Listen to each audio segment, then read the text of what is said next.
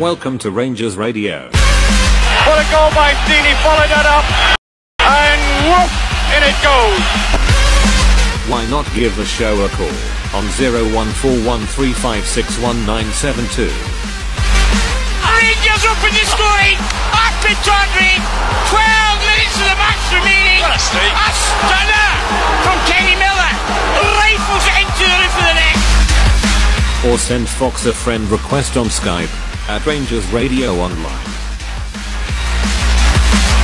He's gone into the middle, McSwegan's in there too. Will he come for McSwegan? There's his header, and he scores!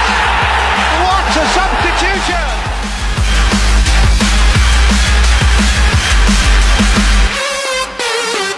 Running inside, is he gonna let flies in? He scores! Good ball! Scores for Rangers! Nacho Lobo with one kick of the ball to take Rangers to Manchester. Rangers are coming! The Scots are heading for Manchester, and you know what?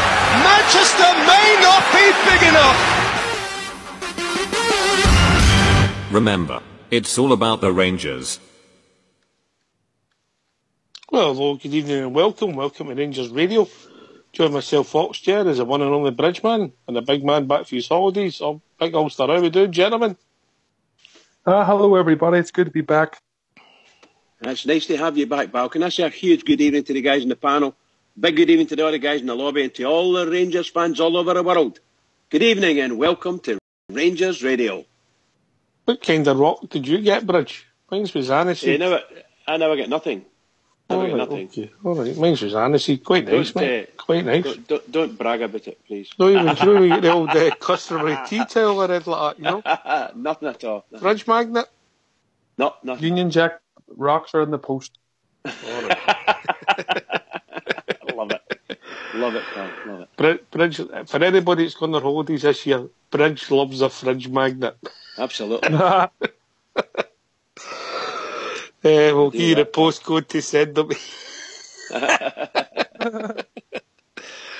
Send them to Fox and he can pass them on to Bridge. Yeah? Anyway, looking forward to the game on Sunday, big Ulster. You've no spoke to you for a while, you've been away. Here's your thoughts on what's happened in the last 10 days. Cover the last 4 games, Ulster, quickly. Right, that'll do. Once you're finished, we'll have a tune. Can't even leave the country and everything goes nuts. When did you go away? We were away on Sunday, or the Monday after Old Firm game. All right, a good time to go away. I know, thank God.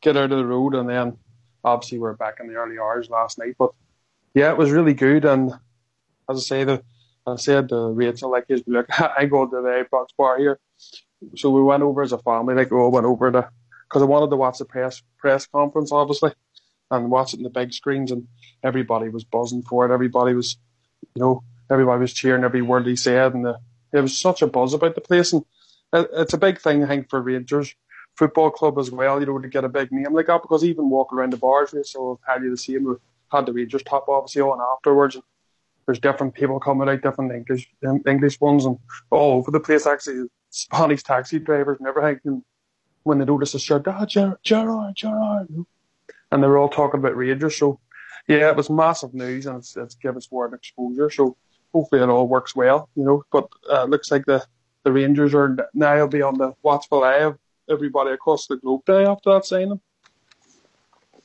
Were you surprised, shocked? The kids, did it mean anything to the kids? I know your kids are still a bit young. Gary would know Gerard, obviously, and even Rachel, he doesn't follow football, like she couldn't believe it as well. So it's big news, and it's exciting. It's definitely exciting times. But I was blown away by it. I didn't think it would happen, and to be fair, at the time I was worried about the experience and stuff. But speaking to the other Bears, and as and listening to his interview as well and how well he come across, it's changed my mind, and I'm excited now for what could possibly hold for us, and hopefully he can get a few people that join the club that maybe wouldn't have joined before. Maybe he can get a certain standard that'll want to come and join him, and hopefully get a bit of word exposure for us. Yeah, it is big news. I mean, it's hit a lot of people in a lot of ways, because I was talking to Fox this afternoon, and I said, what you doing? He said, I've got a poster of Steven Gerrard and his wife. I want it signed, so I could hear the scissors.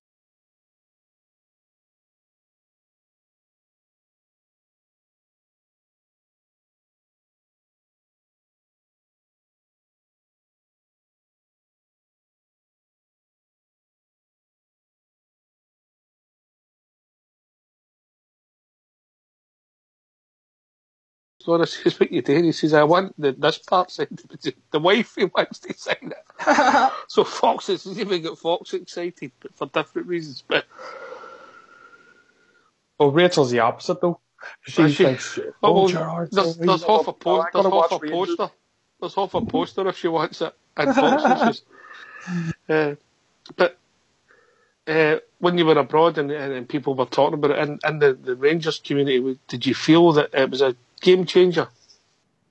Definitely. And speaking, the Bears obviously were absolutely buzzing. Everybody was buzzing, especially after the interview. After the interview, everybody was high-fiving each other, and everyone was so excited. Everybody agreed that the interview was fantastic. He didn't, any big promises. He just level-headed, and you could see the guy's obviously intelligent, and it was really good. And as I said there a wee bit earlier, it was crazy. It was taxi drivers, just obviously English on holiday and Welsh on holiday, and everybody was coming up. What do you think about Gerrard? Because obviously they've seen the shirt on me and they were asking me about it. And a lot of people, who maybe don't know much about Rangers or maybe obviously don't know the whole thing, they were actually excited as well. There was many of them saying that they'll be starting to watch and keep an eye on how Gerrard does, and they all think that he could do good things for us. So I hope they're right.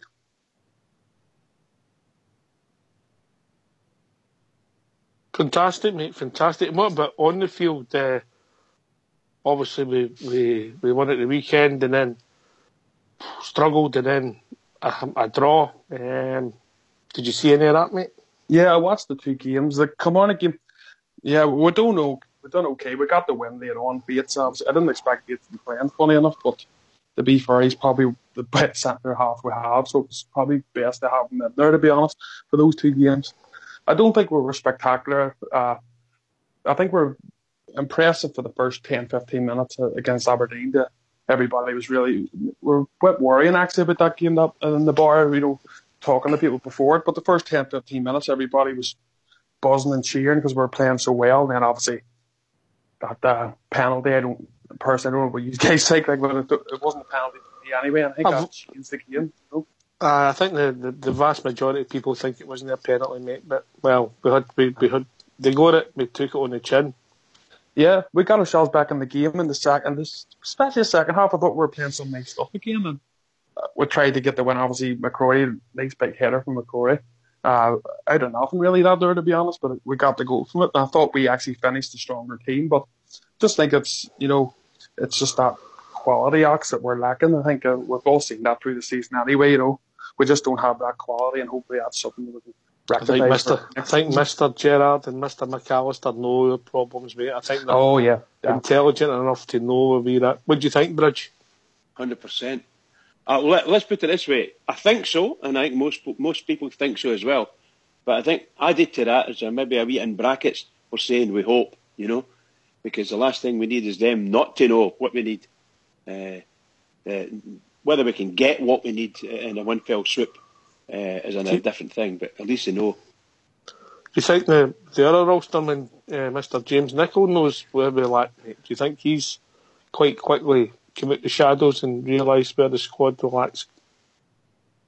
I think I heard something on the news from him. I think it's his statement at the press conference. So I don't know if you've got that. Yes, we have. But we just try to play it. So I'm just going to say it's very interesting the way he speaks about it. So I'll wait. I'll hold my fire on that until such times as he speaks. All right. Well, 31 Ulsterman. Let's hear for another one. Our interim manager, Jimmy Nicholl. So if you don't mind going on mute, lads.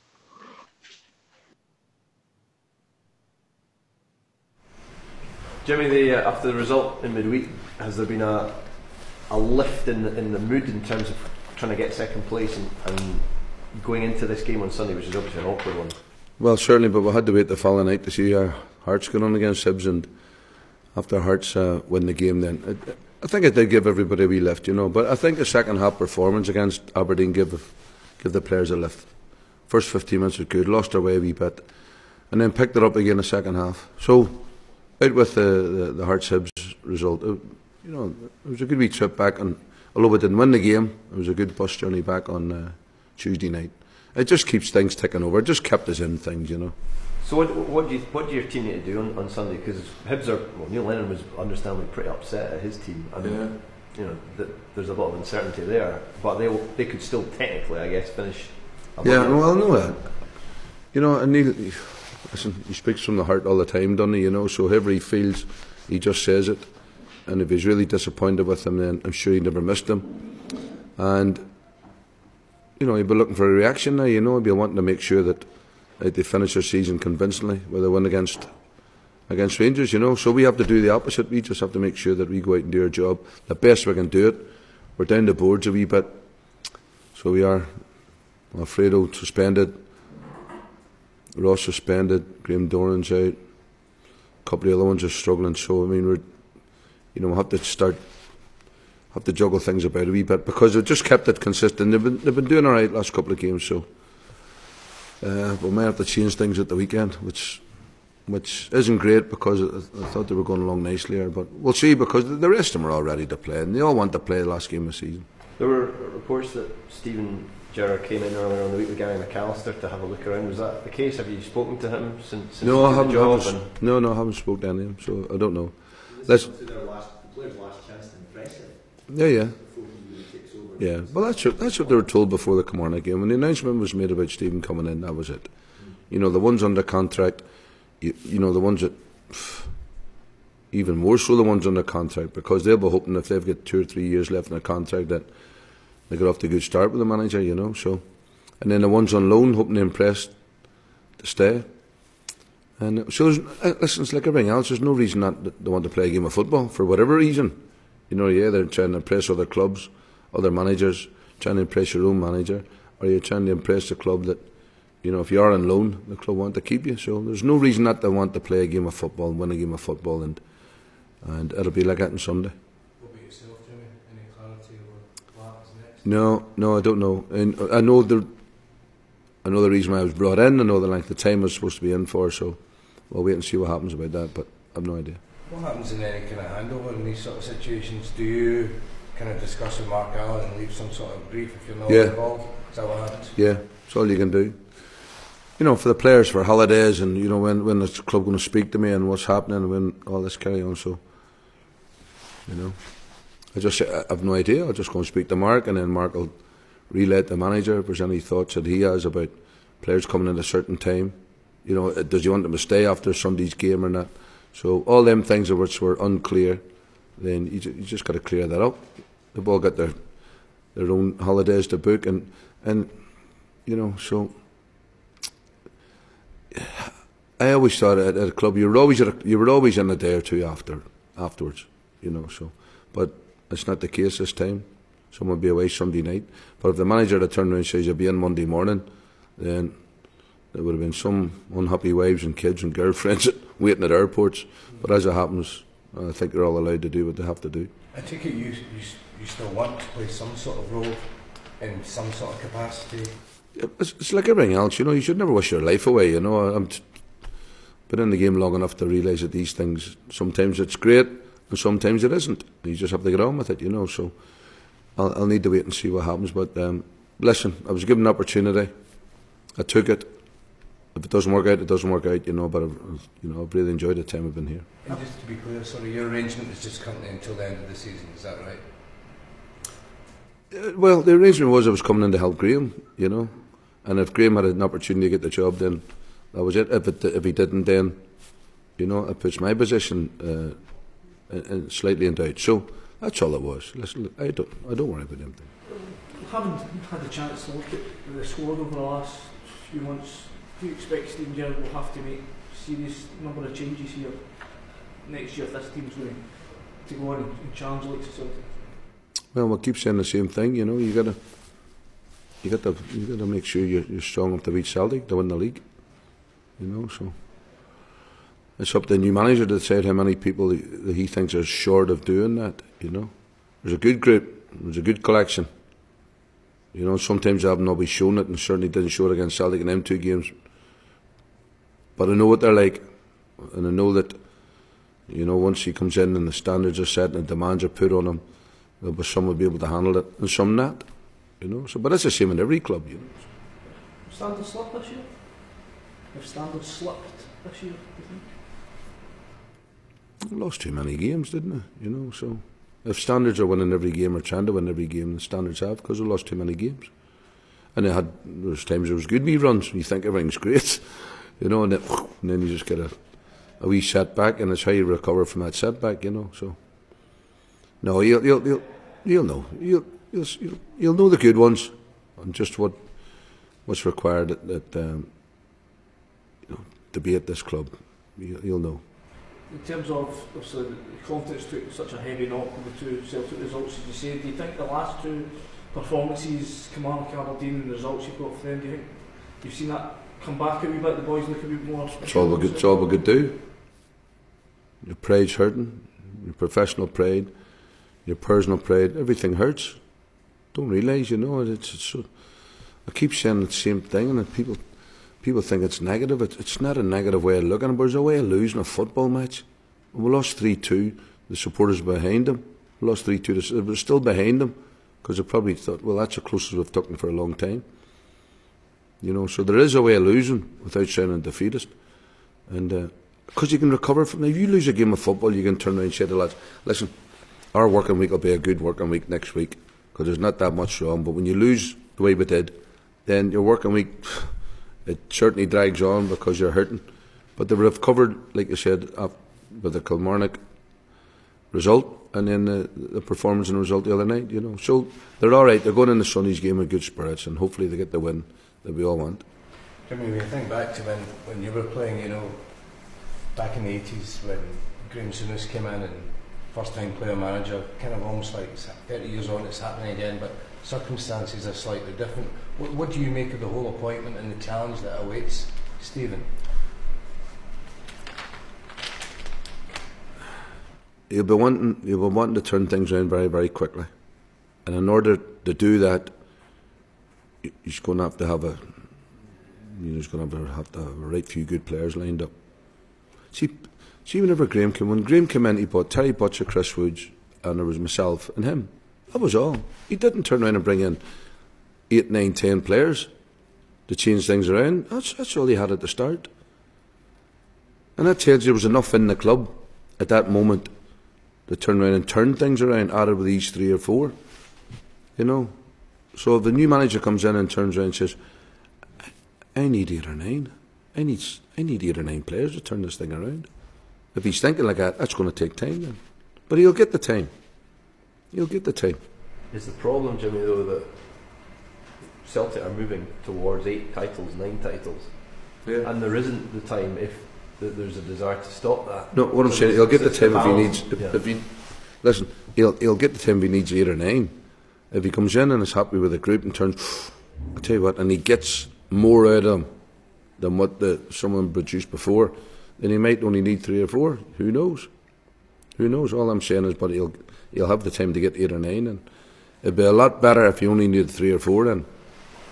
But as things stand, you can't give an assessment of how much of a radical shake-up might be required, because you think what Stephen might be able to have an effect on certain players. Yeah, that's what I'm thinking. That's what I'm believing. That's what I'm hoping. That when he comes in, the players that, you know, players that probably haven't produced what they're capable of producing consistently, he might get it out of them. I guess back to the Souness comparison, back then Rangers could sign England captain, England goalkeeper, Gary Stevens, because there was the European ban on English teams. Do you think Rangers still has the clout, as it were, to entice, if not England international players, but damn good players? Yeah, you'd always like to think so, wouldn't you? Goodness sake, you're playing in front of 50,000 people every week, and if you're doing well and you're getting cheered by 50,000 people every week, it's the greatest feeling in the world. So it is, you know. And you get a good group of players. You get a hardcore of 14, 15, 16 players. I'm telling you, what a difference it makes. Can you tell us, Jimmy, which, if any of the players, I know some of the guys have gone on social media saying they're going or have gone. Any gone yet? Not that I know nothing about that. Nothing, I really do. You know, it's because it's not my job to be involved in that. You know, so no. Get them ready, get them sorted out Sunday, and then whatever the futures hold. That'll be good for some, and other ones will have to buck their ideas up. They're going to have to. They're going to stay here under them demands. They're going to be put under, and I hope they respond. And I hope they do. And just at the start, just in terms of the team news, obviously you've got a couple of lads that are suspended. Dorrance is injured. You've got a couple of other problems. Who else is on the injury list? Well, we'll get Declan John, done his hand. Graham Dorrance, as you said, we'll get Alfredo's suspended. Ross McCrory suspended. So we'll wait and see what's left. There's not that many left, to be honest with you. So, but they'll be all right.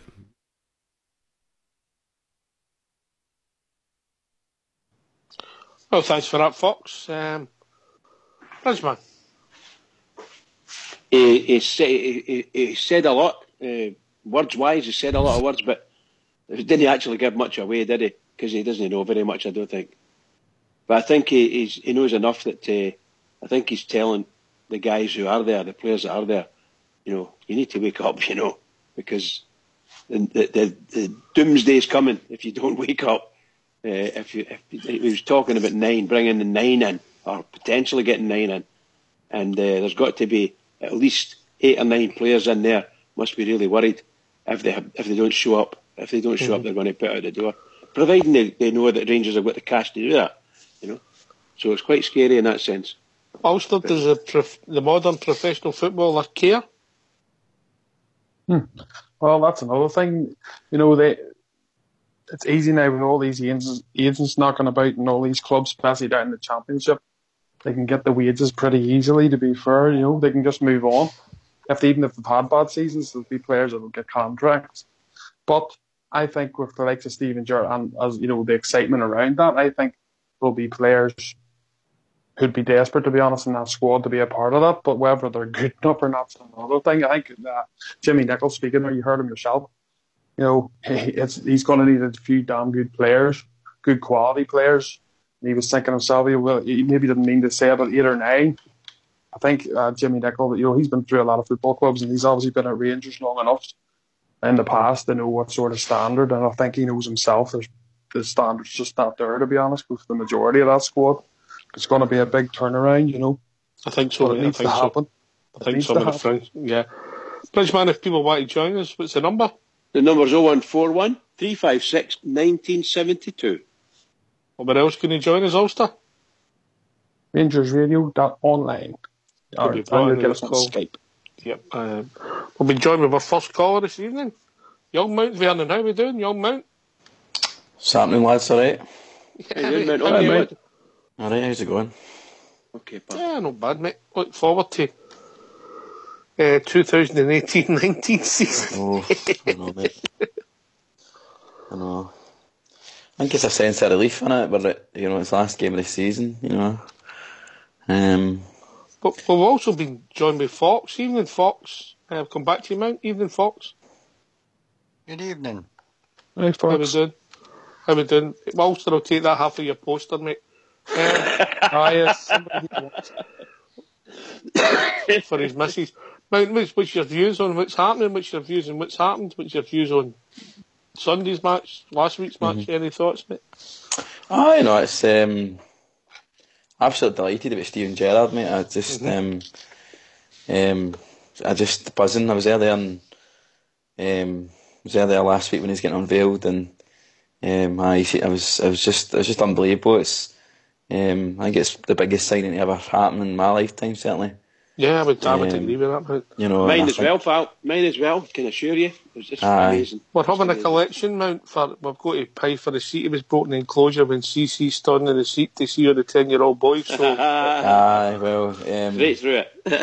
CC was in top form on Tuesday night, so he was. We did hear from him. I was in top form on Tuesday night, so. Listen, we've been joined by a caller on the phone now, of course, so I'll come right back to you. Evening, caller, how are we doing?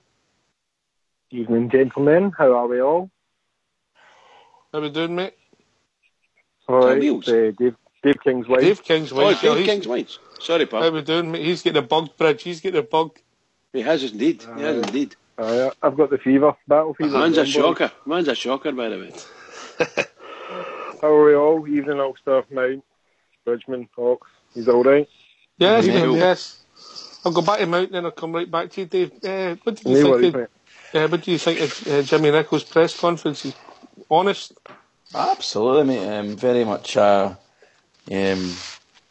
honest man. You know, you're just speaking honestly. But I think Jimmy knows he's a caretaking role. He's one match left, and Jimmy's a good Rangers man. You can tell that the way he speaks about the club. And as I said, I think it's just a wee bit of relief with Wednesday's result. So it's a big positive for us going forward. You know, that we've got the European football hopefully, and that gives Mr. Gerrard a quick start to his managerial career at Ibrox.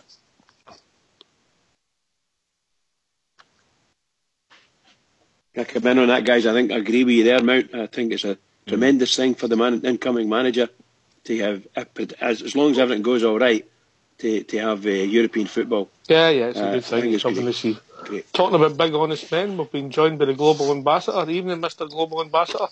Good evening, gentlemen, and to you, Cherry Lips. How are we? Cherry Lips. What did he call you? Sewer Plume, was it he called you? No, he's Werther's original. Oh, right, Werther's original. Anyway, sorry.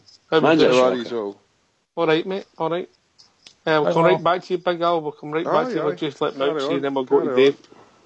Aye, Mount, I think you're right in your observation. I think it's the biggest thing potentially that's happened to our club since definitely since Manchester, and then you go back 9 in a row, then you go back to Souness coming in. Do you know something? And I don't know if some of the boys, I know some of the, I've been listening in intently as always, but I think the big thing about the Steven Gerrard thing, which I was so intrigued by, was the amount of young supporters who were along supporting. Obviously, Mr. Gerrard coming in. It was I find that really disappointing. That was 3 o'clock. They should have been at school. Well, I can't. I was meant to beat my work. That's for somebody who get into trouble because he went to help clear the snow in 1979 when we were playing Cologne Bridge.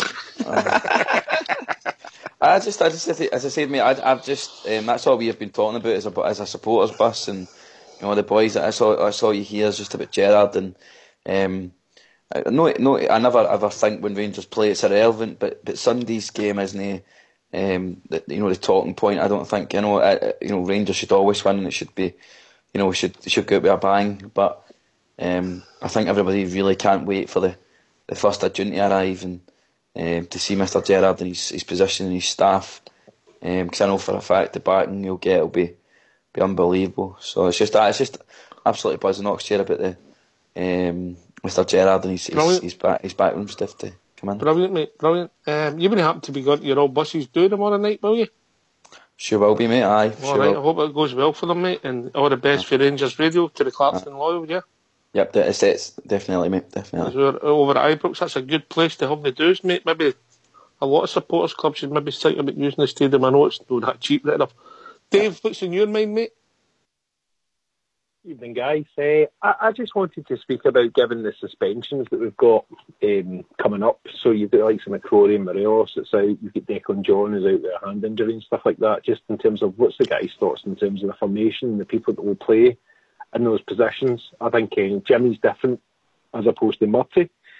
And it's just about, do we think that it'll change things up quite a lot, or do we think it will be a kind of standard, but just with people brought in there? There's talks about Rossiter coming back as well and playing in that position in midfield.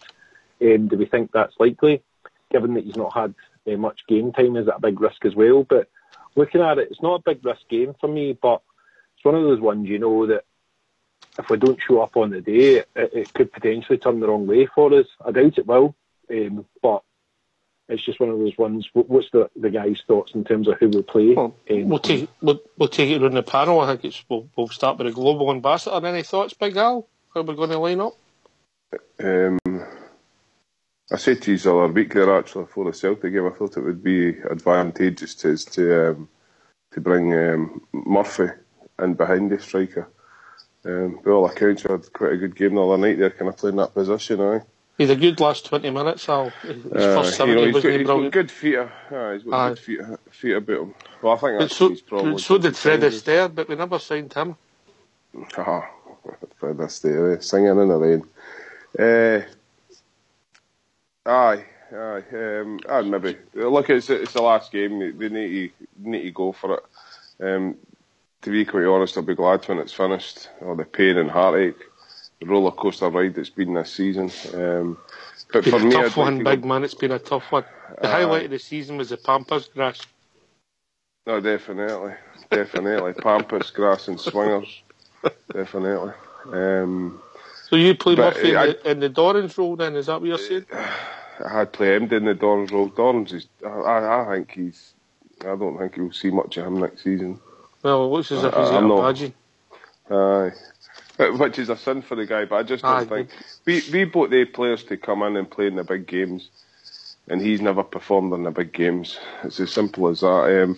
I'm only saying Murphy to play in that position because I just think he's got a wee bit of skill, a wee bit more skill than everybody else. Right. He's maybe not suited to that position, but he's got a bit. Can I just go back to something Mount Vernon said? Aye, on you go, mate, before we go to Fox for his set-up. Yeah, I'll make that quick. For me, the Gerrard thing's died a bit of a death, if that's the right phrasing. I think he should have been in the next again day and we kept the momentum going. Having to wait these 3 or 4 weeks for him, I think it takes a wee bit of gloss off it. Just for me personally, I don't know how else you feel. I think he should have been in there. He's in Dubai. He's in Dubai this now, mate. What's he doing in Dubai? He was contracted to work for Liverpool for 3 days in Dubai. And so when that finishes, so what you're saying? So Friday, Saturday, Sunday, Monday morning, he's fully concentrated. I don't know what else he's got. Look, I think he was up at Auchenhowie this week. He'll be doing stuff in the background, granted, but I feel as if he should be out there. He's your manager, effectively. Didn't work for Pedro last year, putting him in at the end. Fox, how do you see us lining up on Sunday, mate? Dave's asking. I see us lining up Al Wick and goal. I think it'll be Tav, Martin, Bates and Halliday. A midfield 3, Goss. I would risk Jordan Rossiter, and then Greg Docherty. Candias will need to be Cummings up front, and what do you call him? God, I forgot his name. Jamie Murphy on the left eye. But I think that he'll no risk Rossiter, mate, and probably play, we hope. But I would like to see, he's the only defensive midfielder we've got. It's a risk because he's not played in the first team for as far back as we can remember. But I would risk him, mate. He's had a few runs out with the under-20s. He's probably as near to match fit as we can get him, mate. I would risk him. All right, Big Ulster. Yeah, I would just do exact same as what Fox has said, to be honest. I'd definitely put Rossiter in there. We've seen Hibs before a few times this season. They've dominated our midfield. And I think we need somebody who knows the centre defence mid role definitely to try and sort of stop them from getting the grips of the midfield. Somebody who's a ball winner and obviously can pass the ball through. And I think Rossiter would be worth putting in, to be honest. We haven't seen him much this season, but wouldn't it be great if he had a fantastic game for us? And that would bode him well, obviously, for the new manager coming in.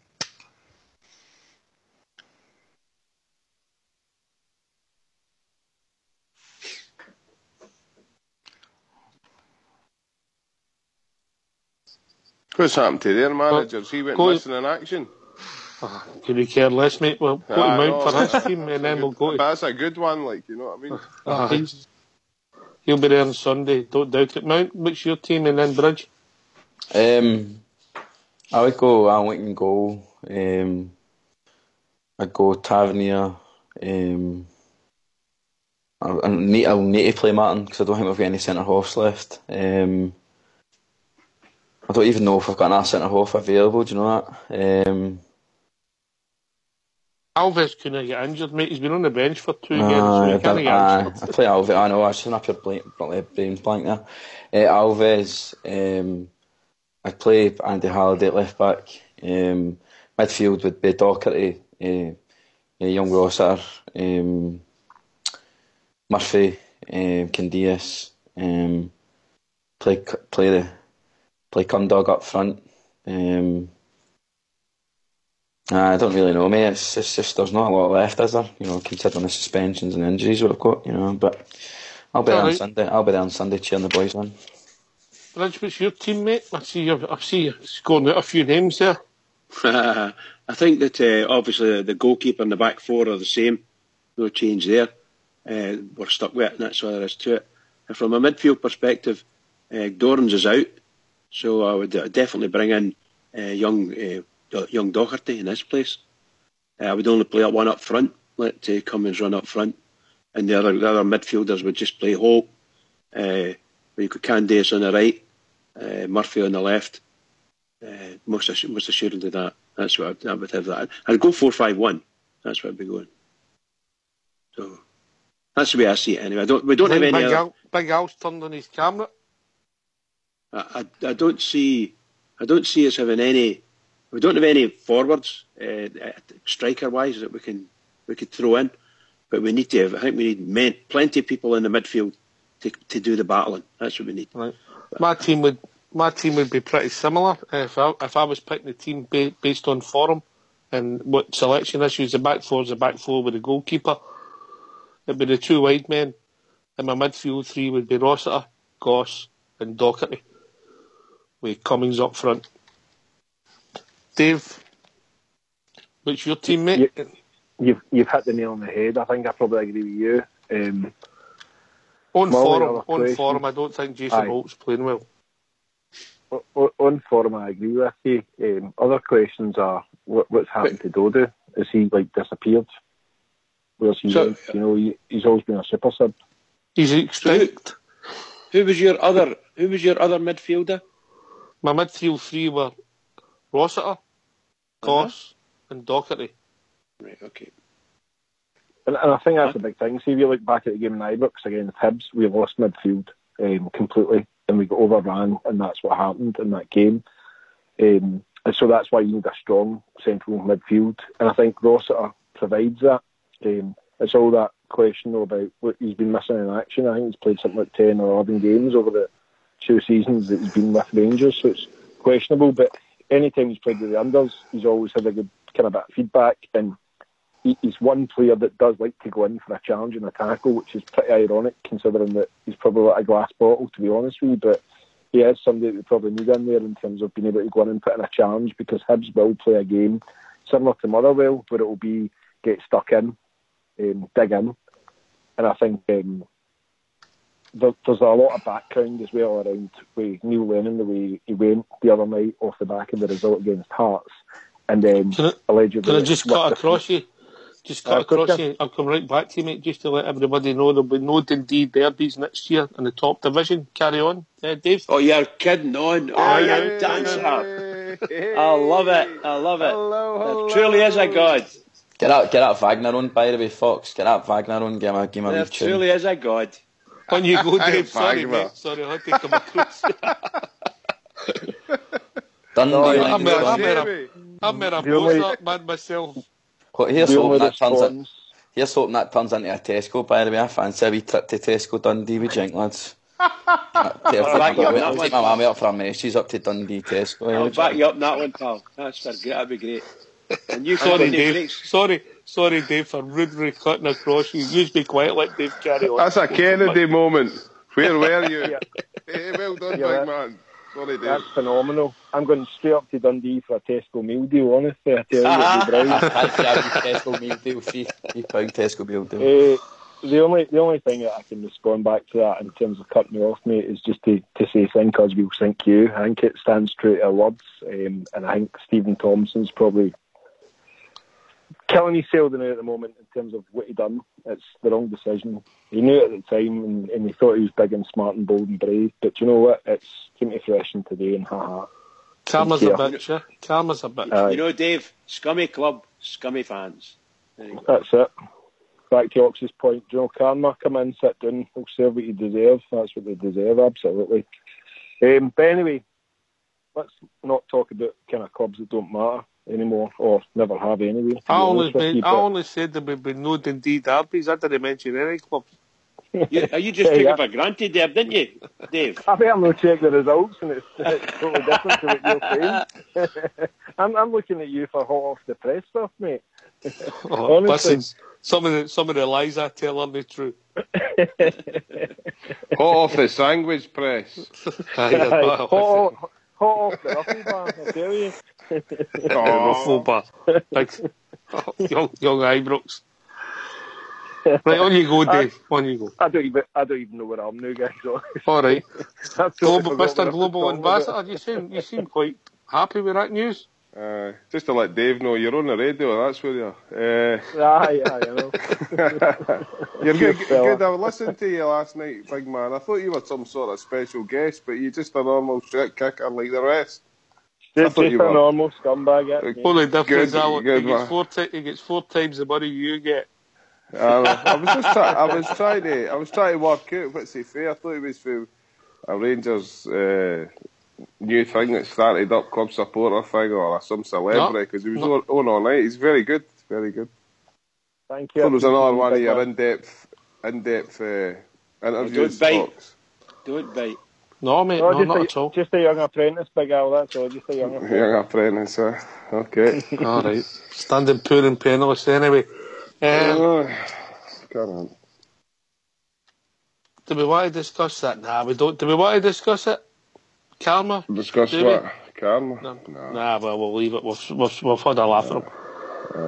So, but basically, all roughly get the same team. Hot off the press. There's been a lad I've seen with a hose gun in the window, and in the front of it is Thompson and Neil Lennon holding hands. That's for the press association, so just put that out there, boys.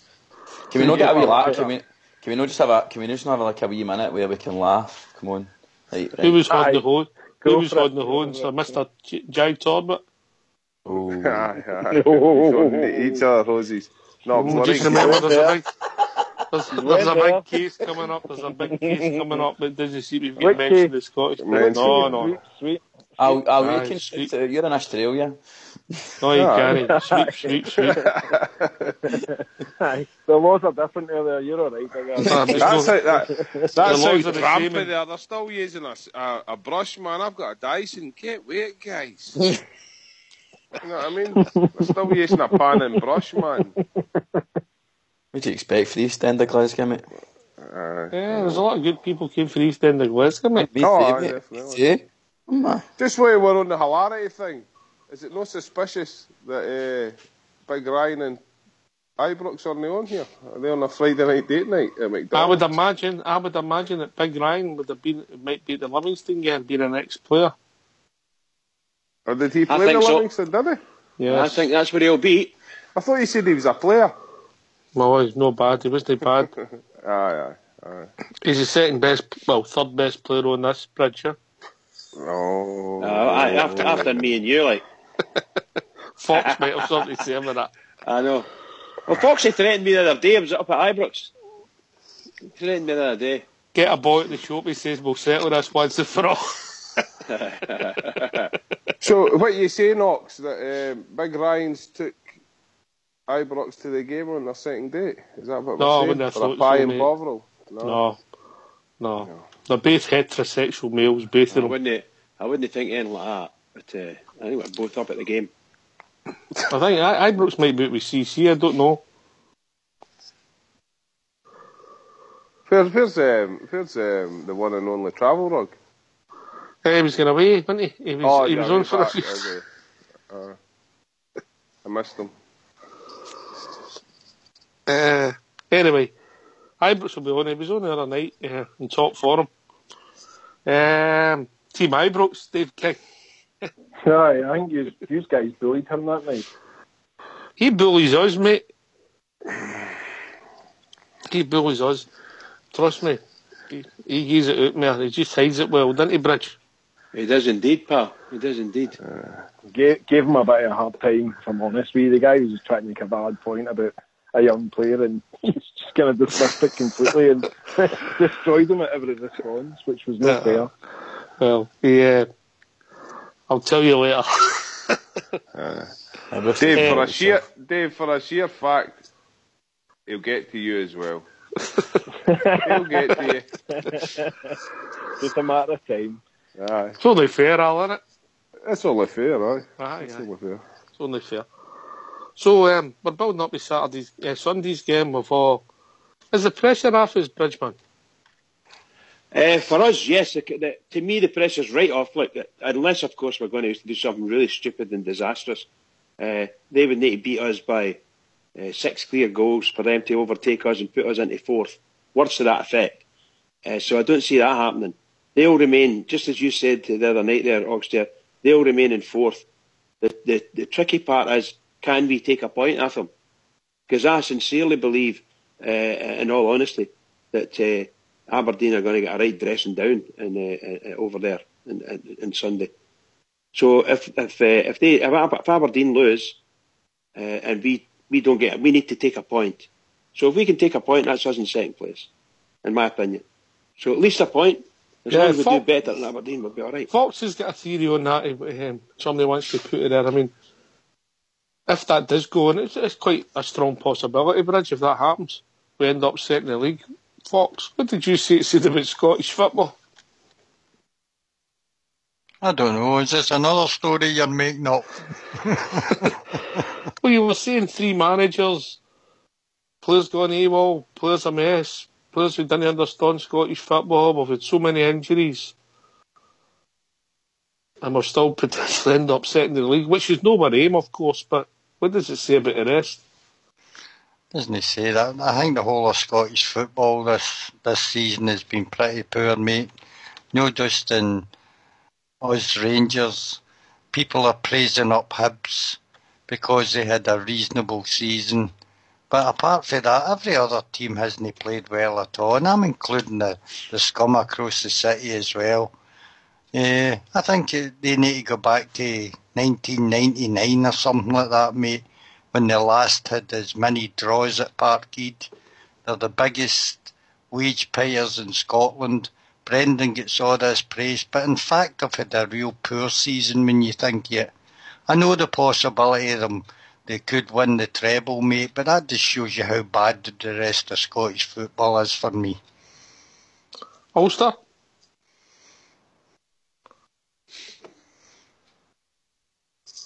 Mount Vernon. I mean, Fox is right. The Scottish football is a cabal, mate. It's, I mean, you just have to look at Celtic and their last outing at East Kilbride, Easter Road. It's been a long week, Bridge, man, tell you. So no, it's just, do you know what they play? Do you know what? I'm going to say this, and I really mean this when I say it. See, Rangers are Scottish football, Oxfordshire. It's all about Rangers. They're going for a double treble, right?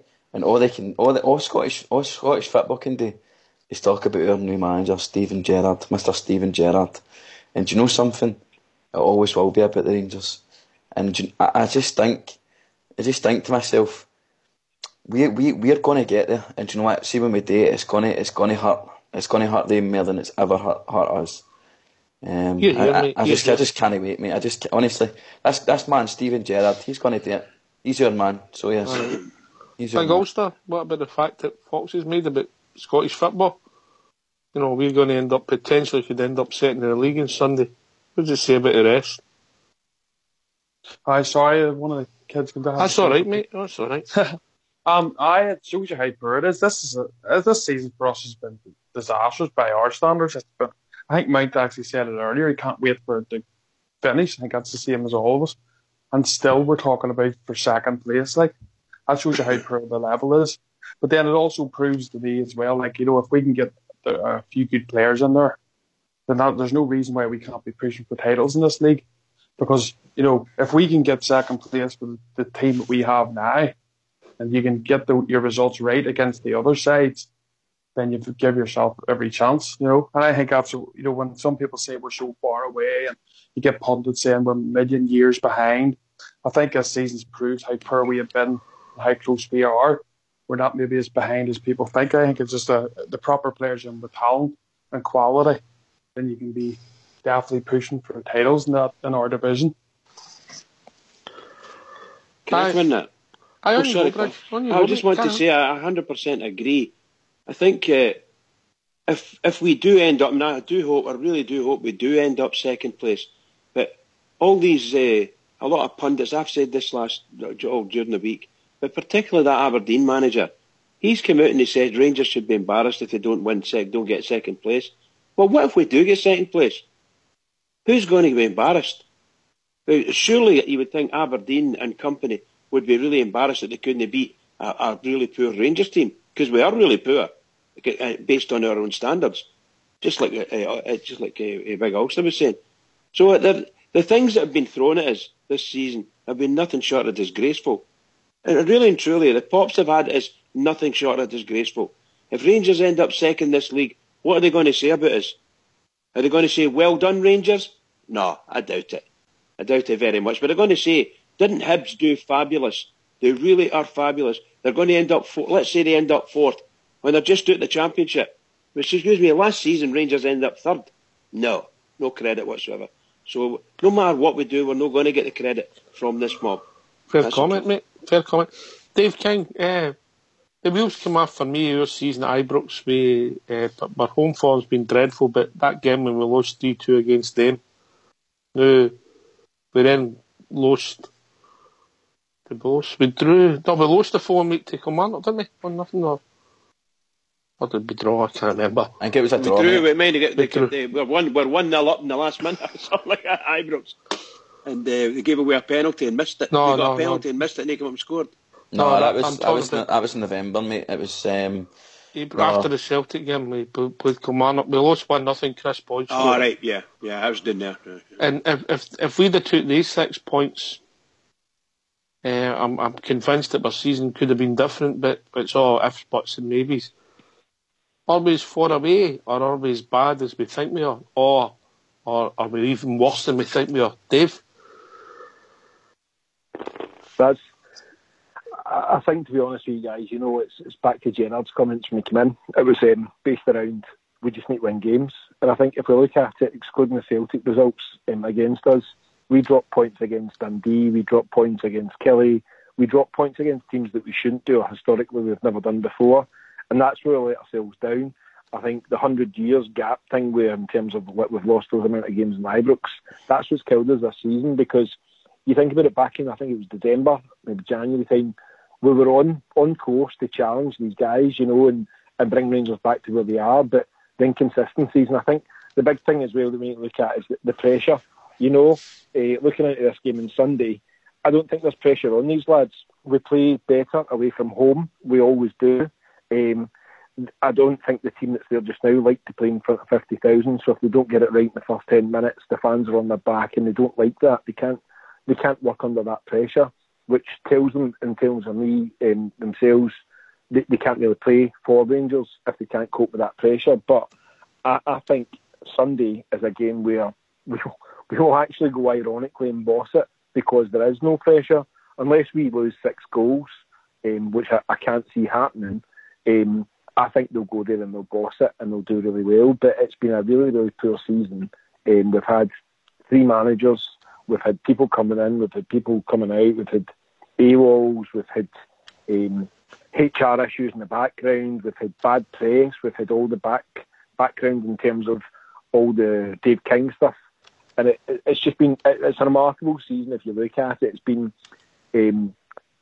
horrific, to put a better word, in terms of normal standards for Rangers. But you know what? If we get through and we finish second, then I think, back to Bridgman's point, is Scottish football standards are shocking. If we went through all that turmoil and we still finish second, it's just mental. And I think that was probably Neil Lennon's breaking point the other night, where he's just like, how the heck can we end up fourth, you know? But it's true to the word in terms of the Scottish football game.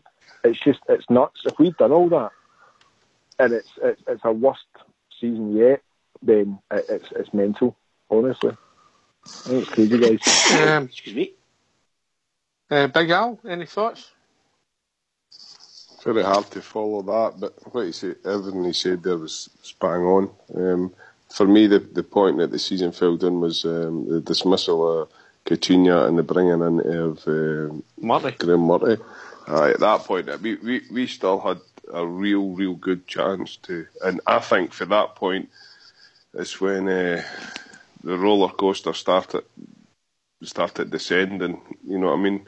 We could have grabbed it. For me, it was when Coutinho got the job, mate. We weren't in a good place for it. But that up until that point, we were still really in control ourselves. If the point of a manager, we might be sitting here very, very happy. It does say a lot about Scottish football, but so much has went on at our club, a great club, and the rest of Scottish football's fallen behind. But I think it was Mount Vernon said, and what Gerrard said, and it's very simple, and I think he got the message across. Win games. You can't put it any more clearly to the players that are there at the moment, or any player that's going to come in. That's what's required of you. Just win the games, and I really don't care if we can win the games with style, great, but next year just win the games. Whether it's 1-3, 4-0, I don't care. Win the games, so when we maybe do falter or have an off day, we've got credit in the bank. We can push forward, and when we get to this squeaky bum time in the season, we've surpassed everything. It's just a matter of seeing it out to the end. So going forward, just win the games.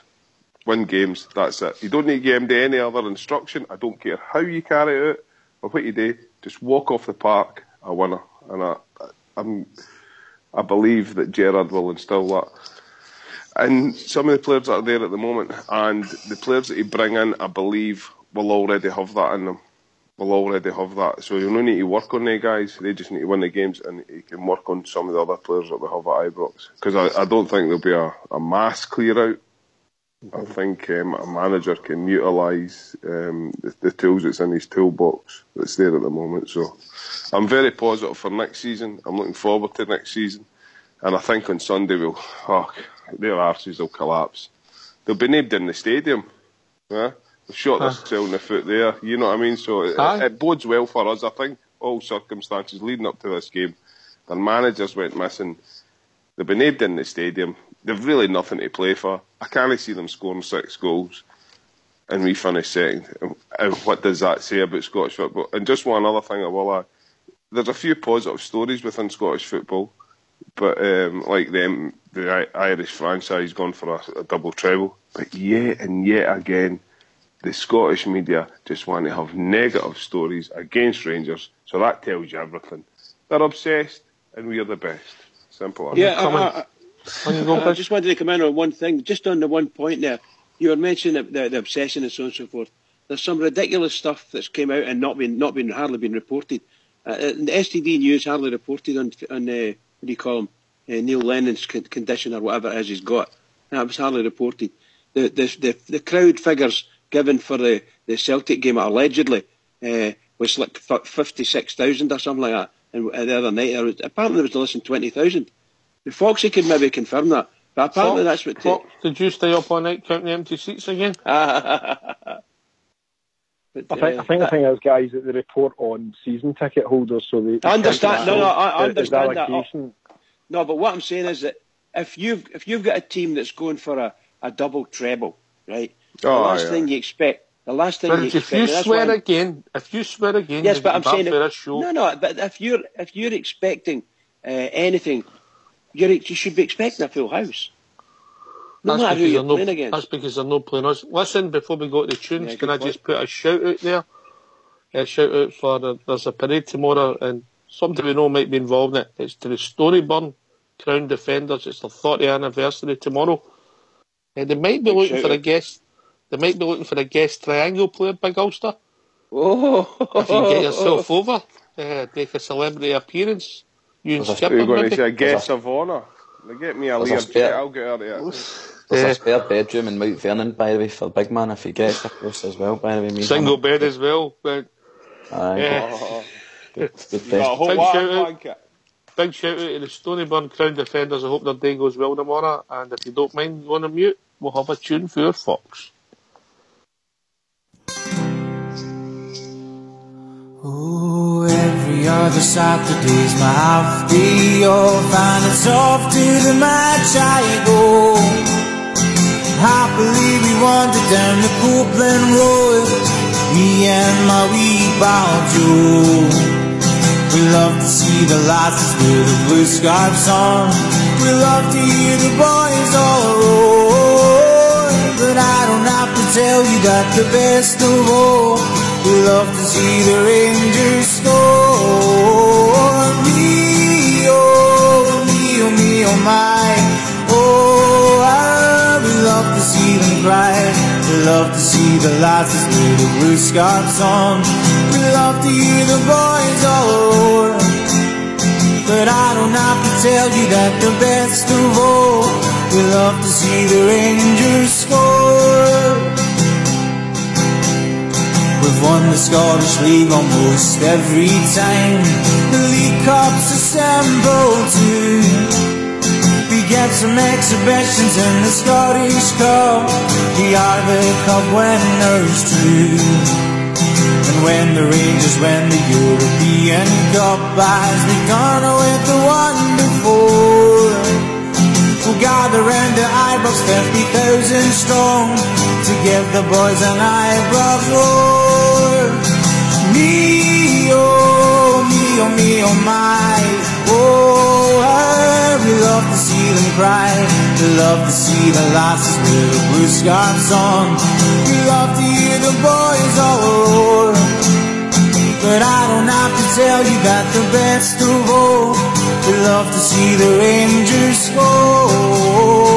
Me, oh my. Oh, we love to see them cry.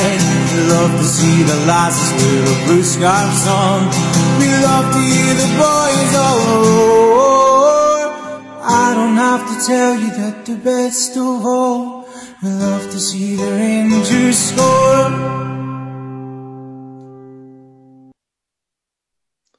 Thanks for that, Fox, and big shout out once again to the boys in Stonyburn. Hope they have a great day tomorrow. Anyway, somebody mentioned the pressure being off and the players might be able to relax. I think Jason Cummings came back to Easter Road. Do you think he'll get a warm welcome playing at his former club, Big Ulster? Oh, that'll be interesting, mate. He'll be hated, as you know. That's going to happen. But the pressure shouldn't be off anyway. These players have a manager coming in the 1st of June. They need to impress. So it's up to the players if they want to be there, mate. They have to step up. I hope none of them are getting in with the mindset that there's no pressure, you know what I mean? That's the wrong mindset to go in with. But I think Cummings is in for a bit of a, well, I'll say turbulent time, but if we do the right things in the pits, half of them will be away, hopefully, by the first half, if everything goes well. I think Cummings is certain to start Mount Vernon. 100%, mate. 100%.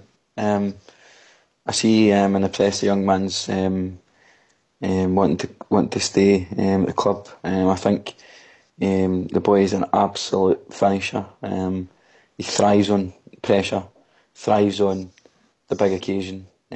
He'll absolutely love the abuse that he's going to get off those bigots through there. I really rate the boy. I think with the right partnership and the right formation, he can be a very, very dangerous player for us. I think Jason Cummings is a big game player. Just on your point about the pressure, there's always pressure on playing with our club. It's Glasgow Rangers. Right. It's an institution, mate. Fox, you see Jason Cummings differently, didn't you? I just think that he's not strong enough for up here, mate, but I've taken nothing away from him. The boy can finish. I just like the strength of Morelos more than I did Jason Cummings, but that could change over the summer.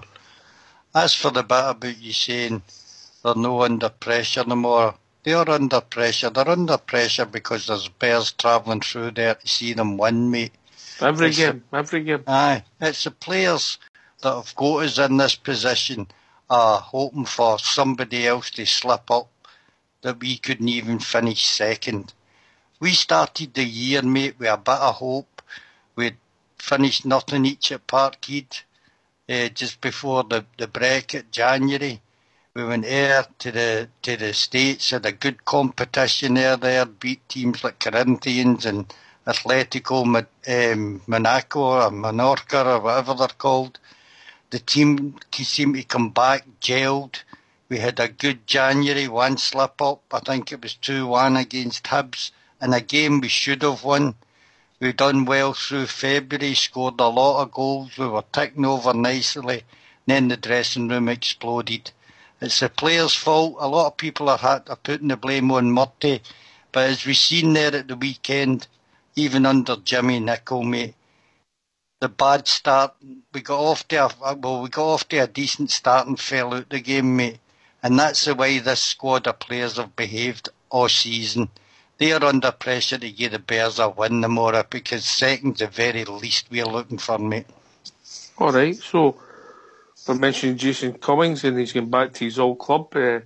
Let's hear from him, man, if you don't mind going to mute. We'll hear from Jason Cummings. I'm sure it'll be entertaining.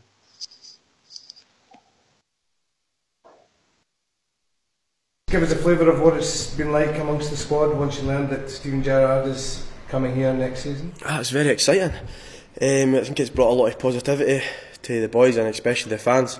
You know, they deserve something to be happy about and something to look forward to, and I think it's definitely something to look forward to.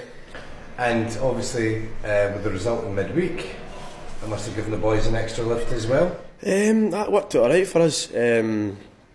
Obviously we wanted to win against Aberdeen, but hard place up there to go. We were a wee bit unlucky, especially I thought with the penalty. It was a wee bit harsh, but managed to get a draw, and Hibs dropped points as well, so it means it's all to play for in the last game. Yeah. What's your situation for next season as far as you know? What sort of have you heard from Rangers and from Nottingham Forest? To be fair, we've still not worked in and out. Personally, I want to stay. I want to be here, but we've no started speaking about it yet, to be honest. And a big game on Sunday, so I think that's more the concern for me and for everyone else is to get this game on Sunday out the way and hopefully get a victory then and get second place. Is that the concern that obviously the new manager coming in, you need to take your opportunity, not just impress the guys already here, you really need to be impressing Steven Gerrard? Of course, I'll definitely be watching, no doubt about that, and it'll be up to him who he wants to bring in, so I'll need to impress him. As I say, I want to be here, so I'll need to do my best to impress him. In terms of a platform, a game for you to show your best, is Hibs away, your old club, is that the sort of atmosphere, the sort of game that you relish? I'm looking forward to it. It'll be a wee bit weird going back. No, I was there for 3-4 years playing at Easter Road, so going back is going to be a wee bit weird, but it's something I'm looking forward to. I can't wait. What type of reception do you think you'll get from? I'm not sure. To be fair, I'm not too sure. I think it'll be a bit of a mixed bag. Obviously, they didn't really like Rangers, so I'm not going to get cheered. But obviously, for my time there, winning the Scottish Cup and getting them back into the league, I didn't think they'll boo me either, anyway.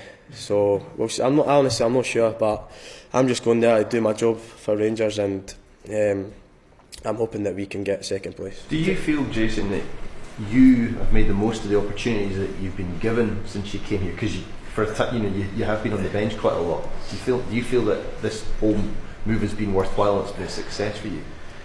I think it's been hard and frustrating for me, but I'm definitely glad I've done it. It's been the best experience I've had playing for such a big club like Rangers. Something that I'll look back on when I'm older, that I actually played for Rangers. I'd say it has been a wee bit frustrating. Obviously with Murty, I wasn't his first choice striker. He wasn't playing me consistently. Every time I played, I would play maybe 1 or 2 games, and then I would come off the bench for 5-10 minutes, and it was getting a wee bit frustrating. I think every time I've played, I've tried my best, and I've scored 6 goals. I only started about 7 games, so I'm hoping that I did get a few more starts, but I never. And I'm just looking to the future now, looking into Sunday, try to get second place, and as I say, I think it's just the beginning for me with Rangers. I think next year, I think hopefully I can kick on. Do you feel that the vibes you're getting from Forest, that they would be happy to let you go? Well, aye. Considering I was the new manager and Forrest came in, he came in for 2 days, and to be honest, he didn't really speak to me and said I can go on loan. So that's the vibes that I was getting down there. So I'm not too sure if they'll want me, if they'll want me back.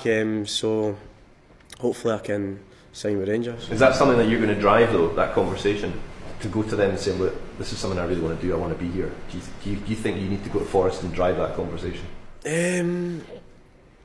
As I say, I don't know if they'll. I think they'll be happy to sell me on. So it's shocking, man. So it's up to Rangers, but as I say, I love it up here. I did enjoy it down there. I had a great time. I just don't know if I've got a future down there, to be honest. And up here, I've loved it. So I'm hoping I can stay here. Jason, given how much you're expressing your desire to stay, I take it discussion is already underway between the clubs and your representatives to make it happen? It's early stages, very very early stages, to be honest. And as I say, I'm just concentrating on this game at the weekend, the Hibs game. I think that's my main focus. And when that gets out of the way, I think we can get any more talks about it. You said you rattled off a few stats that when you came on and what you'd done, you felt you'd given your all. You almost felt that perhaps you didn't quite get a fair crack of the whip. I think it was a wee bit hard, because I was, as I said, I wasn't starting consistently, so it makes it harder for me coming in, having no much game time all season. I've not had much game time, so my game fitness wasn't as good, and I wasn't as sharp when I was getting chucked in 1 or 2 games, and then I wouldn't play for 3-4, and then I would get chucked in again, and it was hard for me to get up to my game sharpness. I think if I played consistently, it would have been different. I think I would have been much more successful, but as I say, I think it's just the beginning. What was the explanation given to you when you were saying that you were doing what you could? What was the manager then coming back to you and saying why you're not starting? I think he just preferred playing Alfredo. Even before I was here, he was his number 1 striker, and he only played one up front, and I think he preferred to play him over me. Didn't really. I think we played 2 up front, maybe once against Ayr United. I think that was the only time. So other times, even as I said, when I was playing, I was coming on playing on the wing or playing in the number 10. I've not played up front as much as I wanted to. In terms of the financial aspect, if Rangers do go ahead and look to sign you, there's rumours that it might be £1 million sort of plus in terms of transfer fee. Do you think that's going to be the main stumbling block as to whether or not you come here, just whether or not they're prepared to pay sort of those sort of fees? Nah, it's not really my side yet to speak to it. Do you know what I mean? I'm not sure. That's up to Rangers and Forest to come to an agreement. I'm hoping they can come to an agreement, but it's not really me. I've not really got much to speak about that side yet. In terms of Sunday's game, do you think the pressure's off you now, the sense that they're trying to get second because of Hibs' result on Wednesday, in terms of them losing out to Hearts, and now they need a 6-goal swing in terms of being able to overtake you? I think it's just simple that we need to. There's always pressure on Rangers. I mean, every game we need to win. It doesn't matter where it is or what it's for. So it's the same. We need to win this game, and that's what we'll be going in to do. We'll be going to win the game, and hopefully that will be enough for us to get second. Have the stipulations been talked about much in terms of what's happening in the Celtic Aberdeen game, or is it just in terms of you've been focusing solely on? I think first and foremost, I think we need to concentrate on ourselves. If we do what we can do, we can only do our best and win the game.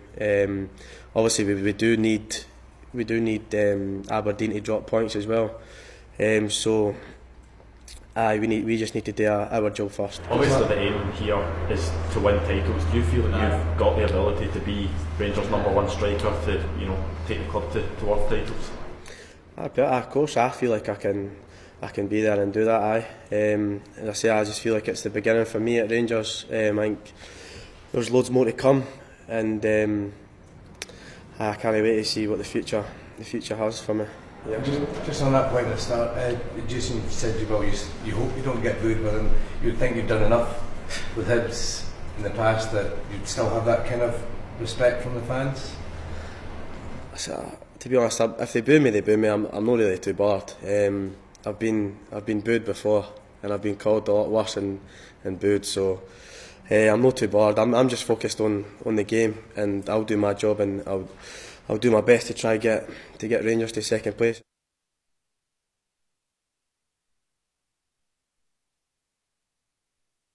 But the press, the same question, over and over again, and it's obvious that he can't tell them in because he's not involved in that side of it. And then instead of getting on to the football side of it. Dave.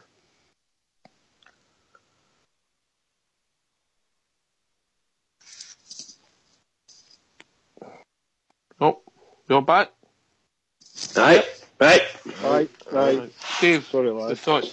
I mean, the enthusiasm shines through, but the press, same questions over and over again.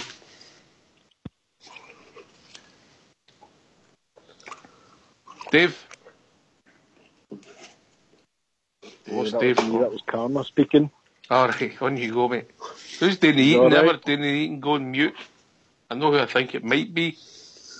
What you having? On you go. Shush, when you get dropped it off. I thought it was clearly evident for his press conference that he was kind of telling everybody that he wants to be a Rangers man. Here. He's probably said to himself that, I loved it down there, but he's got to say that in case he has to go back. Aye, go back. Pretty clear for his press conference that he wants to stay here, he wants to be part of Rangers, and he wants to be successful. And I think, in all honesty as well, I think the boy's a player. I think he's a good swagger. I think he's a good addition to the team. I think it's somebody you need there.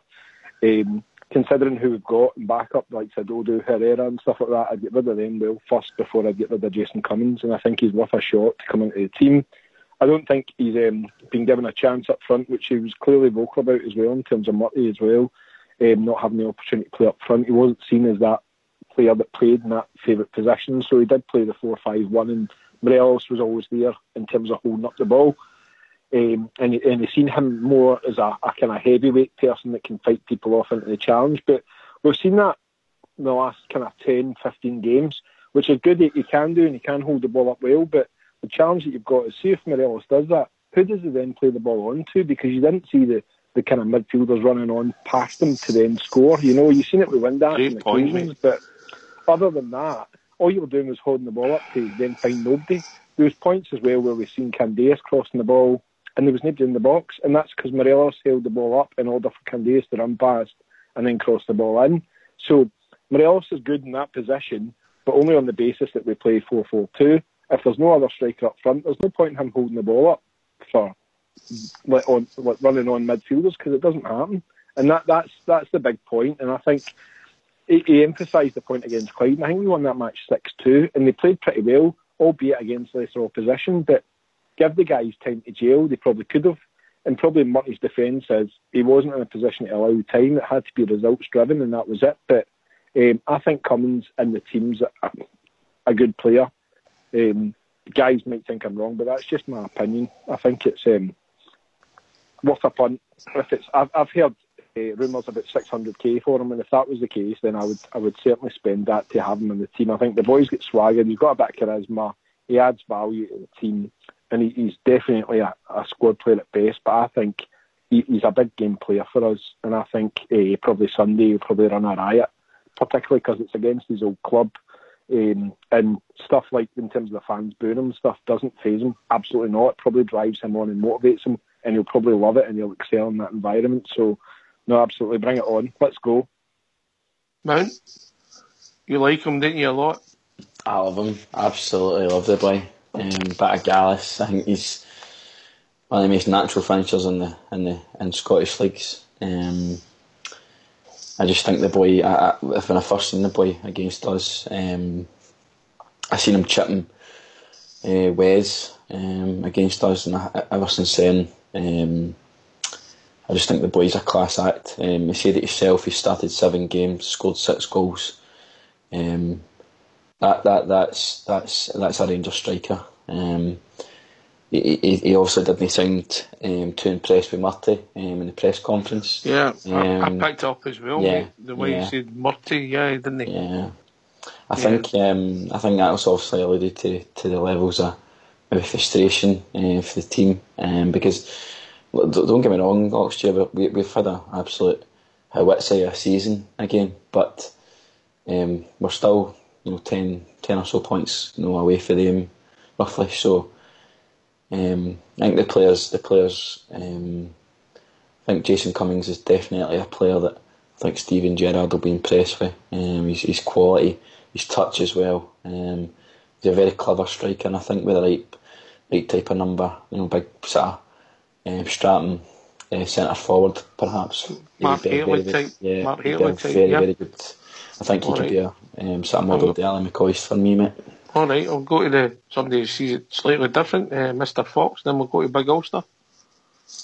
I think that the comment Murty showed you the disdain that they had for him in the dressing room, mate.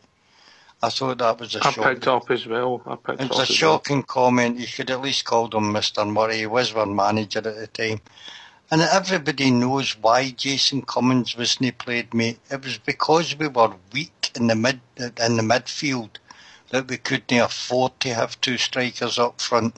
And the choice of the two was the strength of Morelos against the slightly weaker Jason Cummings, mate.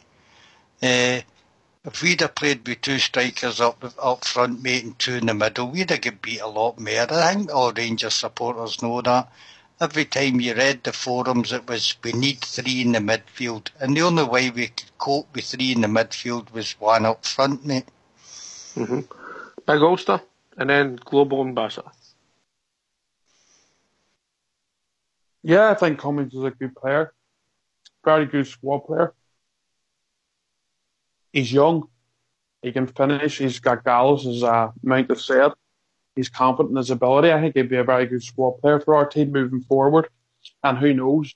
He could maybe improve himself under Gerrard and maybe be a first team starter, obviously more regularly. But at the minute, I think he'd be good. I think he's obviously looking to move to Scotland, even if he doesn't get the Rangers move. That's where he wants to be. He sees his future in Scotland, and I think he would improve definitely a Hibs side, a Hearts side, or Aberdeen. So I think for us, it'd be best signing him up, having him in the squad, seeing how he gets on, or in my opinion, he'd probably come back to haunt us if he's in another team shirt, to be honest, in Scotland. Big Al? Yeah, I like him. I thought his interview was very honest. He comes across that way. I think what it says in the tin, that's what you get from him. So I think he's a type of person you can work with. Characters like you can work with. There's no grey area with them. You get this or you get that. I think you have to play the guy's strengths. So the rest of the team, I've said it before, if you have a player that can put the ball in the back of the net, the rest of the team has to accommodate that. We persist with a striker that's hard working, granted, but he can't put the ball in the back of the net. We either keep him, Morelos, or we get rid of him. If we keep him, I think he's got to play that number 10. He's got to come a bit deeper and put Cummins in front of him and leave Cummins in the box. Somebody made a very pertinent point. So many times this season, I think it was Dave actually. Dave the Sage, that's what I'm going to call you. You're a wonderful. So many times this season the ball goes into the box and there's nobody there to put it in. So I think we have to accommodate good players on our team, and I think Gerrard will be able to do that. Yeah, the guys have covered it quite well, but the truth is, I said it the other night there, we have to have a team full of players that can work in particular formations. And what the boys were saying about potentially a big Hateley type centre forward beside him, any type of centre forward beside him that can win balls and get the wee knockdowns and things like that, then that boy will definitely put the ball in the net. We can't afford, no matter how good he is and how Gallus, I absolutely love the Gallus part of him, but there's no way he can play against the centre forwards that we're playing against, the centre halves rather, because they just brush him aside. He's very small in stature. He's got a lot of guile. He's not a bad player when you get the ball at his feet, but we can't get the ball to his feet. That's our big problem with him. So we have to change our team. And this man coming in might in fact do that. Now, what I heard was, did I hear them saying it's going to cost us over £1 million for him? that was mentioned, 600k to a million. No. In that press conference, right? Yes, you're right. One of the reporters said, "We believe the price is going to be £1 million. Does that faze you, or words to that effect?" And he said, "It's not in my area. I think we may bulk at £1 million for him. We might do it. I'm not dead sure, but definitely he's got Gallus. I'm taking nothing away from what everybody said. I agree with him. But when you start to think about it, we need to have a team that he fits into. That's it." Right. Just change this question. On you go, before you change that question. If we didn't know Jason Cummins, mate, and we'd went to Nottingham Forest, if he's contracted to a guy that couldn't get a game down there, and we bought him for 600,000 under Steven Gerrard, would you be happy with that? It's never stopped us in the past. No, but we're probably moving on. We're hoping to bring in some real quality, mate. And for all everybody thinks that Jason Cummins is a brilliant striker, I'm not against him at all. People seem to tend to think I'm against him, but does it not worry you that he couldn't get a game at Nottingham Forest, mate? Who were a team looking for goals as well. He done well. I see Barry Mackay mentioned the turn for. Aye, well, I'm just saying, if he was playing in the Nottingham Forest first team, he was end of contract and he was scoring goals for him, it'd be over the moon. But there's a reason why clubs down south don't give you a game, mate. And with Jason's build, I think that's a big part of it, mate. He's too slight for me. Fair comment. Just something I want to touch on quickly. I seen it on Sky Sports News today. It was giving you the net spend in the last 4 years. The teams, they were talking about Spurs in the Premiership. And Liverpool's net spend was the one, in the last 4 years, Liverpool's net spend is £18 million. We must have spent more than that. It just shows you if you can move players on and you get the right players in, what you can do with a club who are now sitting in the final of the Champions League. Unbelievable stat, Big Ulster. It is, yeah, especially the amount of money that some of the clubs down there are firing. That's what it's all about. I think Man City's was about 459 million. It's all about getting the right players, isn't it?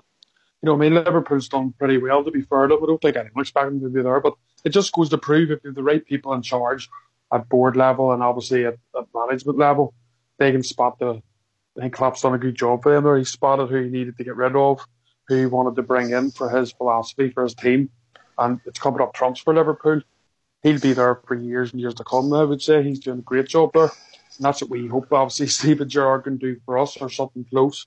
Is, all right, you won't be talking about Champions League, but, you know, domestically at least, you know, it's all about bringing the right people in and trying to cut the players off and get the best price for them. But we have a lot of players to get rid of, to be honest, this season. Hopefully we can get rid of most of them, get those wages off, like Alves and Pena, if we're lucky enough to get these players off the wage bill and obviously bring in the quality to replace them, then it'll work out well for us. Interesting stat, Dave, but how are we going to get rid of these fringe players, if you like, and maybe some of the first team players that become surplus? It's going to be difficult. I think it'll be very difficult. Like we said last night, you know, there's a lot of players there that are tied into contract into 2021, 2022. It's tough. It'll be tough. Some guys like Zapena, he'll sit there on that salary and not move and stay within that team. And I think given the kind of background that he's had, particularly with Rangers and then moving on to another club and still having all the kind of bad press against him as well, nobody wants to touch him, and he'll be sitting there on, I think it's circa £2 million by the time he finishes today at Rangers. It's going to be difficult, Bridge, getting rid of the fringe players. Well, strangely enough, I read a wee snippet. I think it was on one of the forums like Follow or something. Apparently, Mr. Penn has actually done a Neil Lennon and completely disappeared now. According to another forum, there's a picture of him with his wife and family that right? And there's a load of balls, you know. I don't know what you just don't know what's going on. However, it's not a good day for Rangers if these people, if he's coming back to Rangers, and Rangers are going to have to foot a bill and all that nonsense. I don't know from an HR perspective, can you use whatever crime he committed over there with the loan club? Can we say to him, no, if you've done that there, you're not going to do it again, and just take it through whatever channels it's got to be and dismiss him? I don't know. But it's going to be horrendous, as Dave says. If you're paying out another £2 million a year or whatever on Penna for the next 3 years, wow. There's no just Penna, but there's... No, I know that. I'm just saying, but targeting Penna, I think Dave said something like £2 million a year in wages. Just incredible. Just incredible. We need to be smarter, Mount, eh? We need to smarten up. Definitely, mate. We do need to obviously give Mr. Gerrard the funds that's required, but there has to be a proper review of the fact that if it is true that Penna is on £2 million a year, that's absolutely scandalous. But it's one of those situations where going forward we're going to need to be vigilant and get value for money. Big Al, we need to be smarter, eh? We need to... Oh, we need to be smarter, aye. Definitely. Some real He's on £2 million a year. He's on £2 million contract left. I think that £2 million left in his contract. I think. Well, the story is he's on 40 grand a week. Can't see that. So that's £2 million a year. No, 50 times that's £2 million, you know. 52 weeks of the year. Well, it's holiday pay and all that, and all right enough. Look, the thing with Pena, and actually I heard Fox, he's were asking would you keep this player and that player, and Fox said they would keep Windass. See, to be quite honest, I'll go with Fox. I would keep Windass with Gerrard coming in.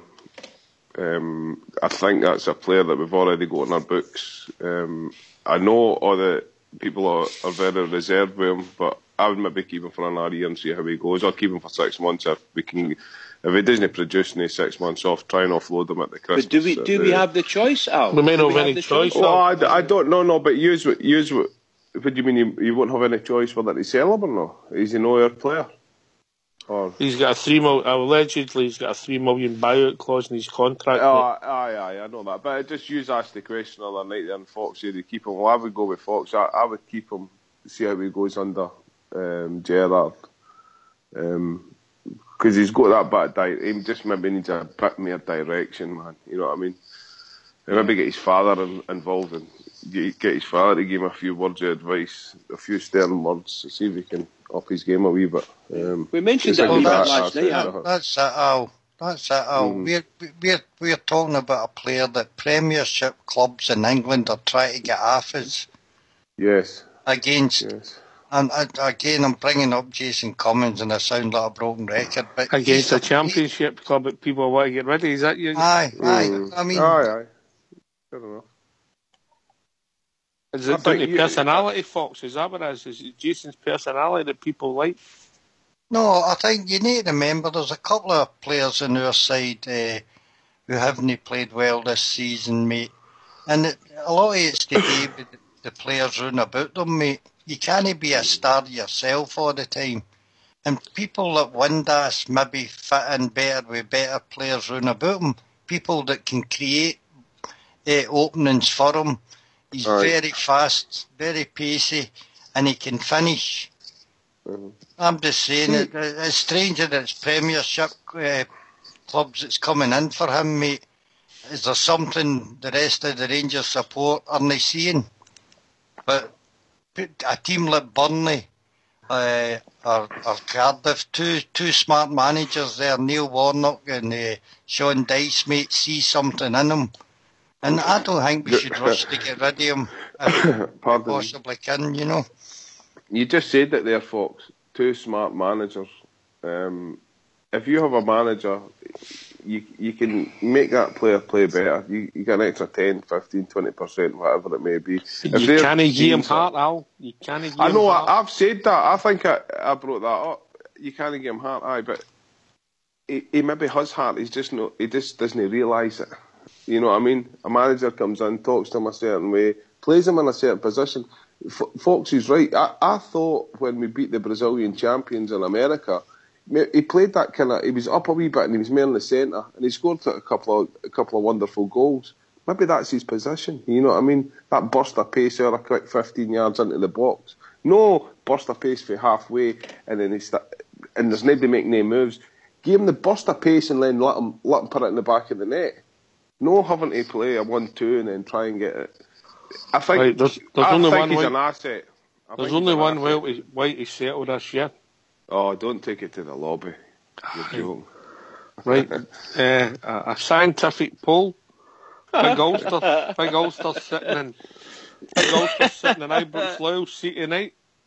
Don't bring me into that. You better go and get one of the lassies down to help you.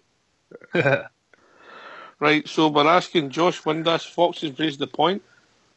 He thinks we should keep him because he can be an asset with Premiership clubs looking at it. And I get his point with a Championship club wanting rid of somebody, Jason Cummings. So, Josh Windass, would you keep him or would you let him go? Keep or go? Keep or go is a question in the lobby. Bridgeman, keep or go? I'd go. Go for me. Go. Dave?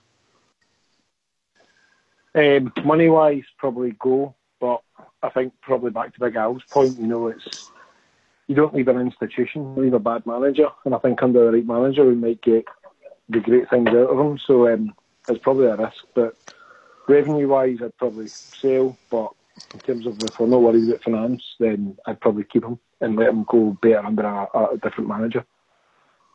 Right, Big Ulster? If the 3 million is reported it's true, I'd probably let him go, to be honest. Mount? I'll drive him to Burnley for 3 million. There you go.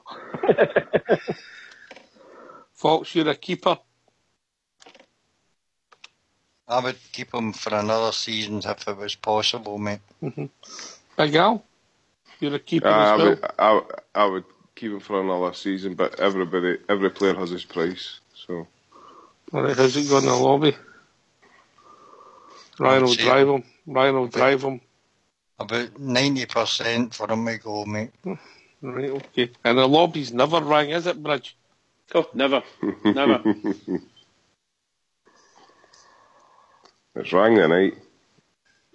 He's controversial. It's controversial. He's alright, he's in Australia. I'm in Australia. I don't see the point. I think he's got a wee bit about him. We can all see he's got a bit about him. And the heart thing, Rudy's the same. Rudy would drive him to Burnley as well. I think Rudy would drive him to Beach your head. There's just so can I just ask a question of Al? Can I just finish 1 second? Right, go on.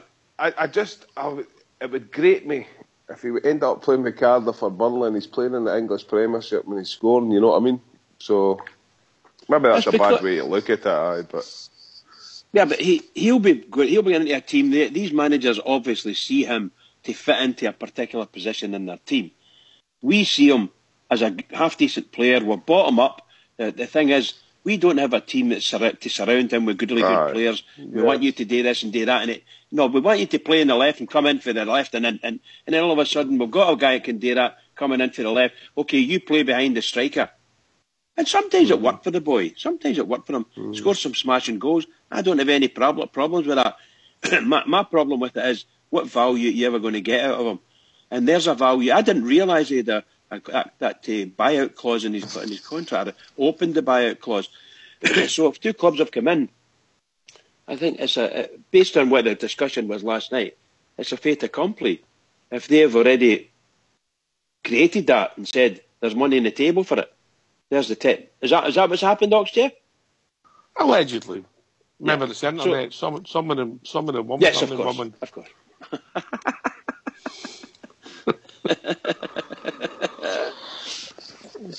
Love it. Is that right, Fox? Sorry. The internet. I refuse to answer on the grounds it might incriminate me. What were you going to say? Some of the women have willies? No, not at all. Easy boy, easy boy. No, some of the ones I've seen have got moustaches. Anyway, so it'd be interesting to see what happens, but obviously, it might not even be Steven Gerrard's call. What would you Well, it looks as if we could only get £3 million. I think if somebody overdoes £3 million, you get his wages off. What I've seen for Windass, I would take the money personally. Fair enough, that's... But I do accept a great point for Fox. Teams in a higher league are wanting them, and the team in the lower leagues wanting to get rid of somebody, and we're trying to improve for quality. A real valid point there for the old wise one. Can we, as a club, like Gerrard comes in, can he come in and just say, no, this isn't going to happen? Or he's got a buyout clause, Bridge. I'm saying that, is it a player can knock it back, Bridge. The player can knock only it the player, right? That's fine then. So, you get that in when Fox sends you up. If Sky come in, you have to go. Okay, bud. But it's a big pool, that English Premiership, isn't it?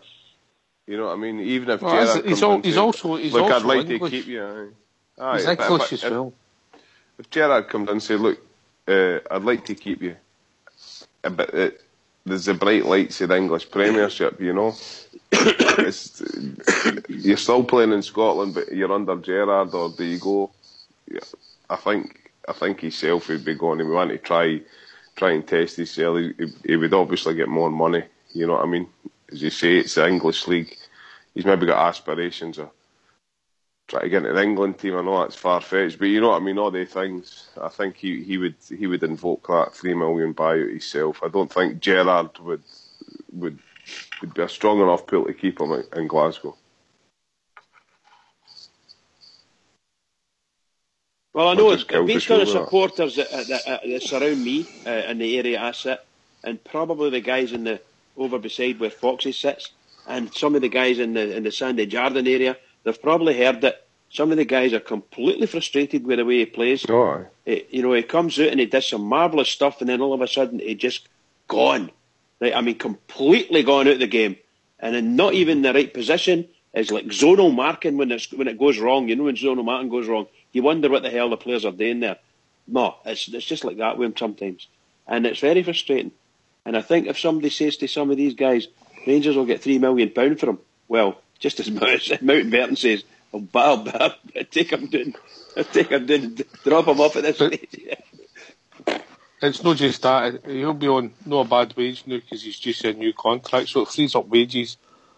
And then it gives Steven Gerrard to more money to play with. But it's the other fringe players that's worrying me. O'Halloran, Halliday, Dodo, Forrester, somebody who even I thought was still there. And he then scored a few goals, actually. Aye, but I still, obviously, when he's not good enough. I mean, Mark Warburton, I don't know how he's going to get another job in football. See, when you look at me and Fox looked at it the other day, the contracts he gave out, him and the best in the business, to Holt and Halliday and Dodo, the length of their contracts was shocking, Fox. Without a doubt, mate. We've suffered badly under the managers that we've had in a couple of years previous, mate. Mark Warburton built a decent side to get us out the Championship and get us into the Premier League, but he should have known then that they players had probably taken it as far as they could, mate. And instead of offering 4 years and 3-year deals to them, he should have tried to get rid of them then and refresh the squad for the harder challenge that was coming up in the Premier League, mate. Anyway, we've been joined by a caller. I think it's Denver, Fox. Evening, Denver.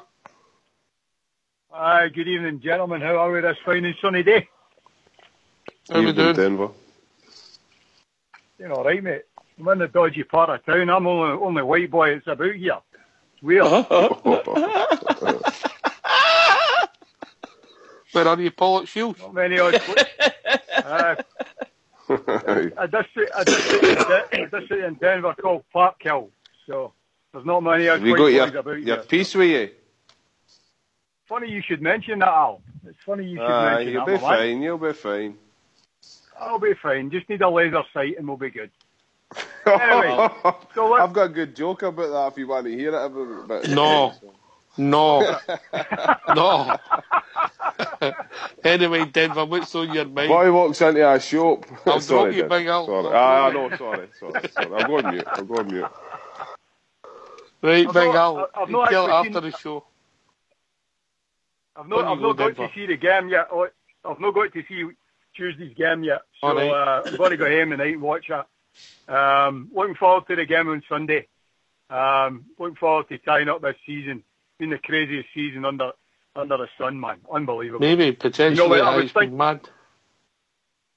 I was thinking earlier on there, I can't believe it's a year since, remember we played St Johnstone in the last game of the season and all the bad press we got because Pedro went in the crowd at the end and all that. I have to believe that's a year already it's gone by, man. Well, Denver, I don't want to be rude to say the years go quicker as you get older, mate. Oh, I know, fine, mate. Can't tell me that any different. Can't tell me any different than that, mate. Rudy, So you think we'll thinks get a it's- result on Sunday? I do, mate.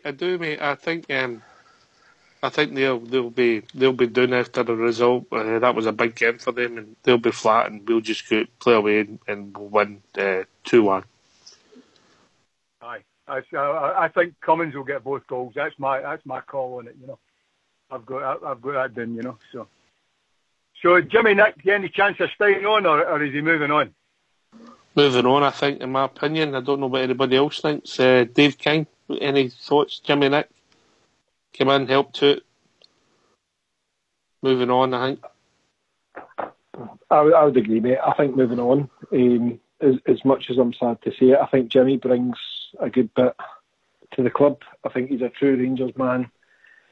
And I like his press conferences. I like what he's got to say, particularly the other night as well. I think it's very heartfelt, very honest. And actually, do you know, it's decent to actually hear a manager come out and just tell you how it is, as opposed to give you all the kind of, we'll move on, we'll learn from it, and we'll come again next week. He was actually very heartfelt and gets Rangers and understands it. And probably a cheeky point as well. I don't know if you've seen it yet. I think it was Rangers TV.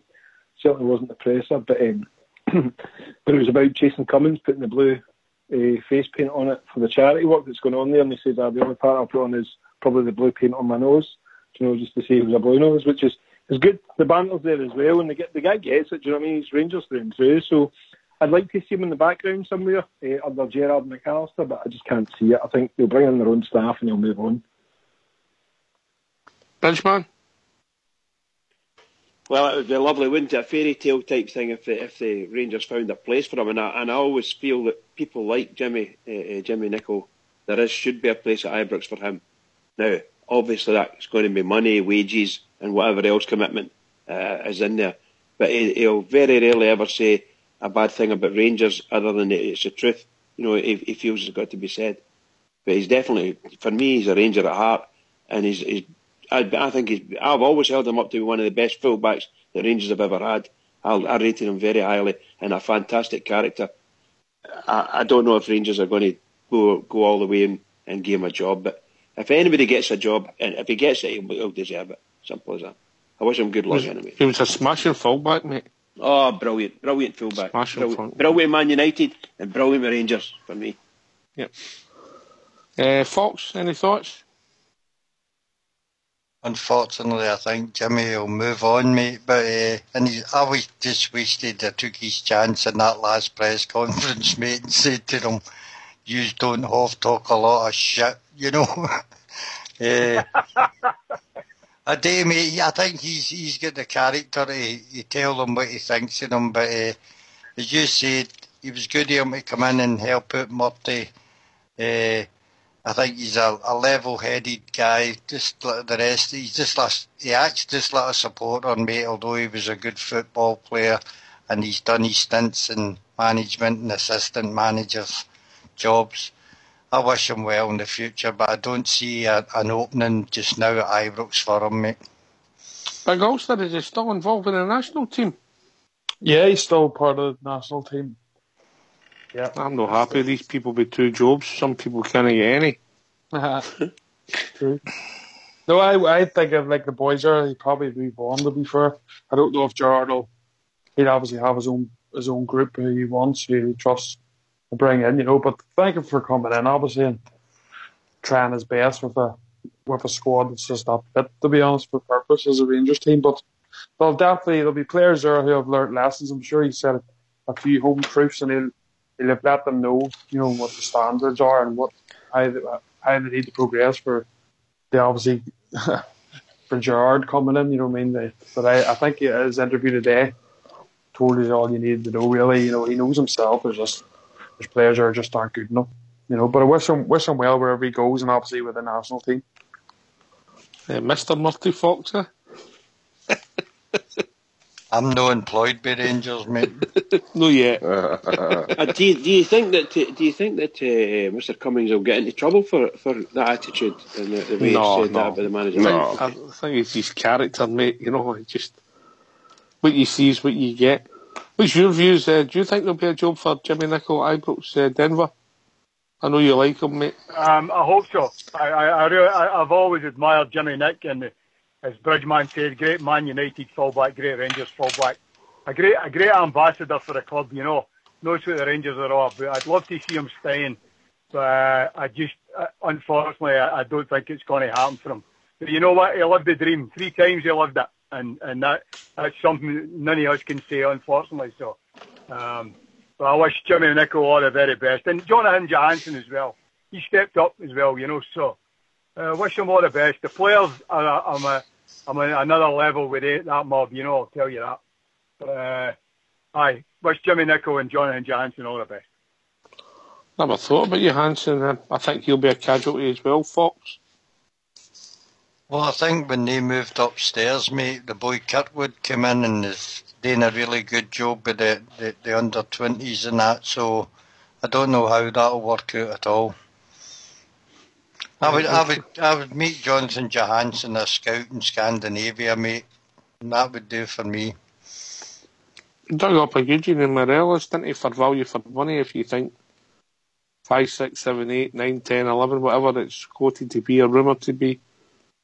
Well done, alright. I think the other teams get a 20% buy-on clause. Possibly, aye. There's a lot of good talent in the Nordic countries, mate. We see them popping up in all air Europe, mate, in German teams, English teams. So it's a good place, and the players aren't the cheap, aren't the dear when you can pick them up early enough, If I would hear Big Ala would say Spain and the Nordic countries, but is it somewhere you would look for talent? Oh, aye. There's some talent there, man, in the Nordic countries. And they've got no bad football players as well. Look, I was a wee bit, I'm not getting my phrasing right here, I was maybe a wee bit confused at the beginning with Jimmy Nicholl, and I do appreciate he's played for the club twice and he's got the background of playing with Man United, but I think he's shown himself up properly in the last few games. I would keep him there. He's a bit of a statesman in Scottish football. I think it would be advantageous to keep him there, just to bridge a few gaps while there's a transition in new management. So I would keep him there. I think he can tell Gerrard and McAllister and whoever else comes in a lot about the players. What they're like, what they're really like. Help to get a proper matrix, proper background on these guys. So I would keep him there. I would keep him there. Utilise what knowledge he has for the transition into the new management team. I'd keep him. I get the impression that Steven Gerrard will have watched every game he was this season before he steps inside the club. Bridgman? Yeah. Also. If you want to. He can watch all the games, but the character thing, I mean. The training ground stuff. Nicholl's and all that. Great. Aye, and just watching that guy. What is he like? What's he doing when he jumps in his car? Has he been an arse? Or is what kind of comments does he make? You know, he's been there slightly in the background watching all that going on. Graham Murray was coaching the guys. He's got a different perspective. I think it would just be a good tool to utilise. And he is a blue nose, like, you know what I mean. I'm no one for jobs for the boys too much. I don't know who else is all there behind the scenes and that, but I think for that transition period, I would definitely keep him. I'll be Stephen Gerrard's choice, Bridgeman. Yeah, of course. But wish him luck. It doesn't really matter what happens. I think a lot of fondness for Jimmy Nicholl. Well, watched him when obviously I'm old enough to have watched him as a young lad playing for Man United. He was tremendous, really good. And I think that John and Johansson, it'd be lovely if the club could take they two and use them in maybe a slightly different role.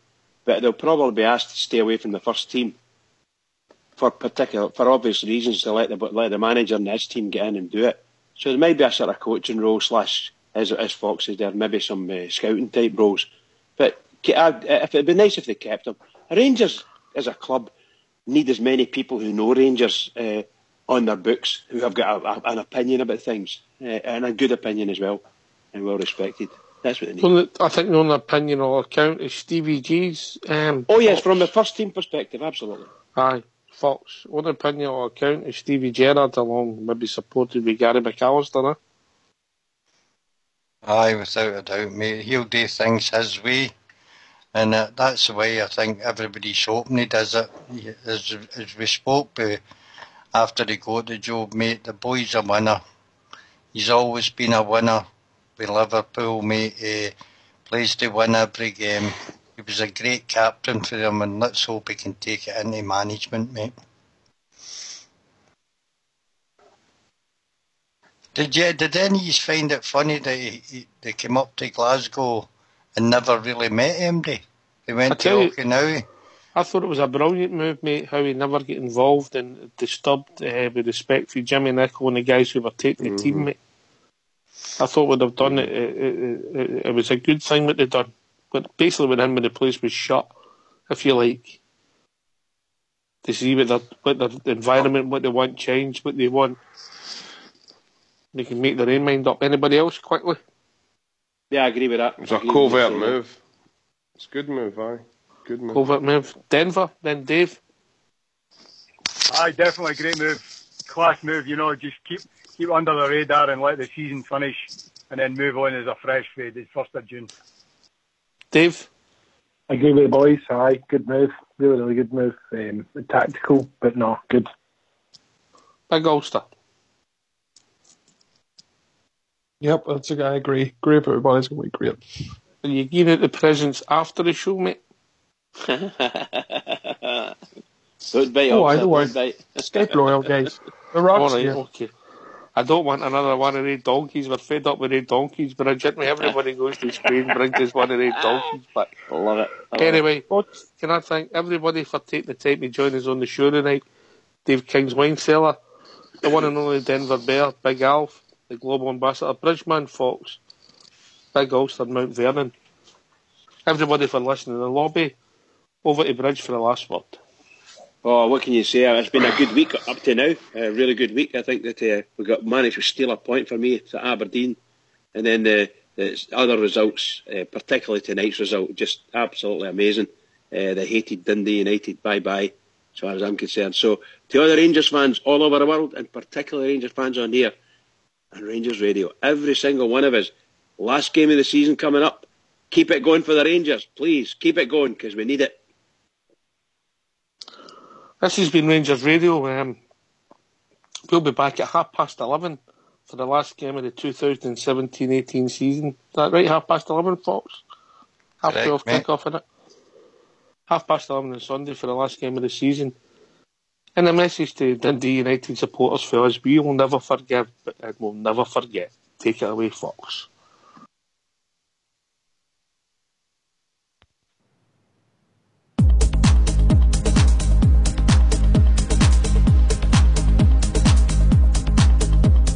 Boy, so young, to Glasgow City to come. seeking fortune, and when you way of life, how could they all know their ambitions would grow? Such a beautiful story, when here's how it goes.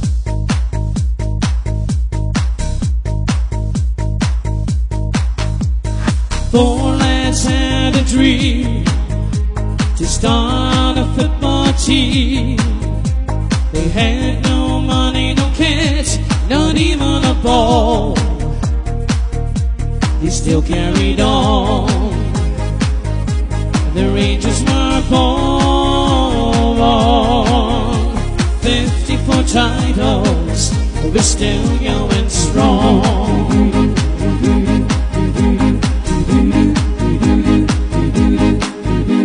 So hoist up your Rangers flags, sing with your hearts and voice. Let's celebrate the greatest club in the world. Let our history show what we already know. We are the Rangers, the greatest of all.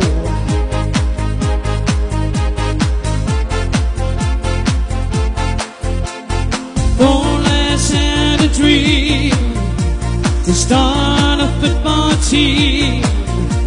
They had no money, no kids, not even a ball. They still carried on. The Rangers were born. 54 titles, we're still going strong.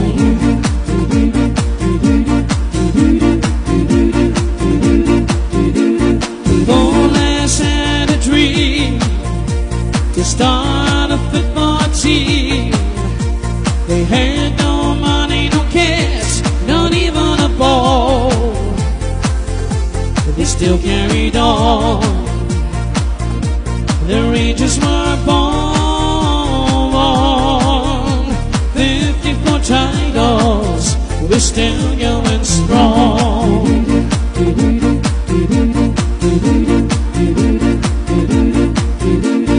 Four lads had a dream to start a football team. They had no money, no cash, not even a ball. But they still carried on. The Rangers were born. 54 titles, we're still going strong. 54 titles, we're still going strong. 54 titles, we're still going strong.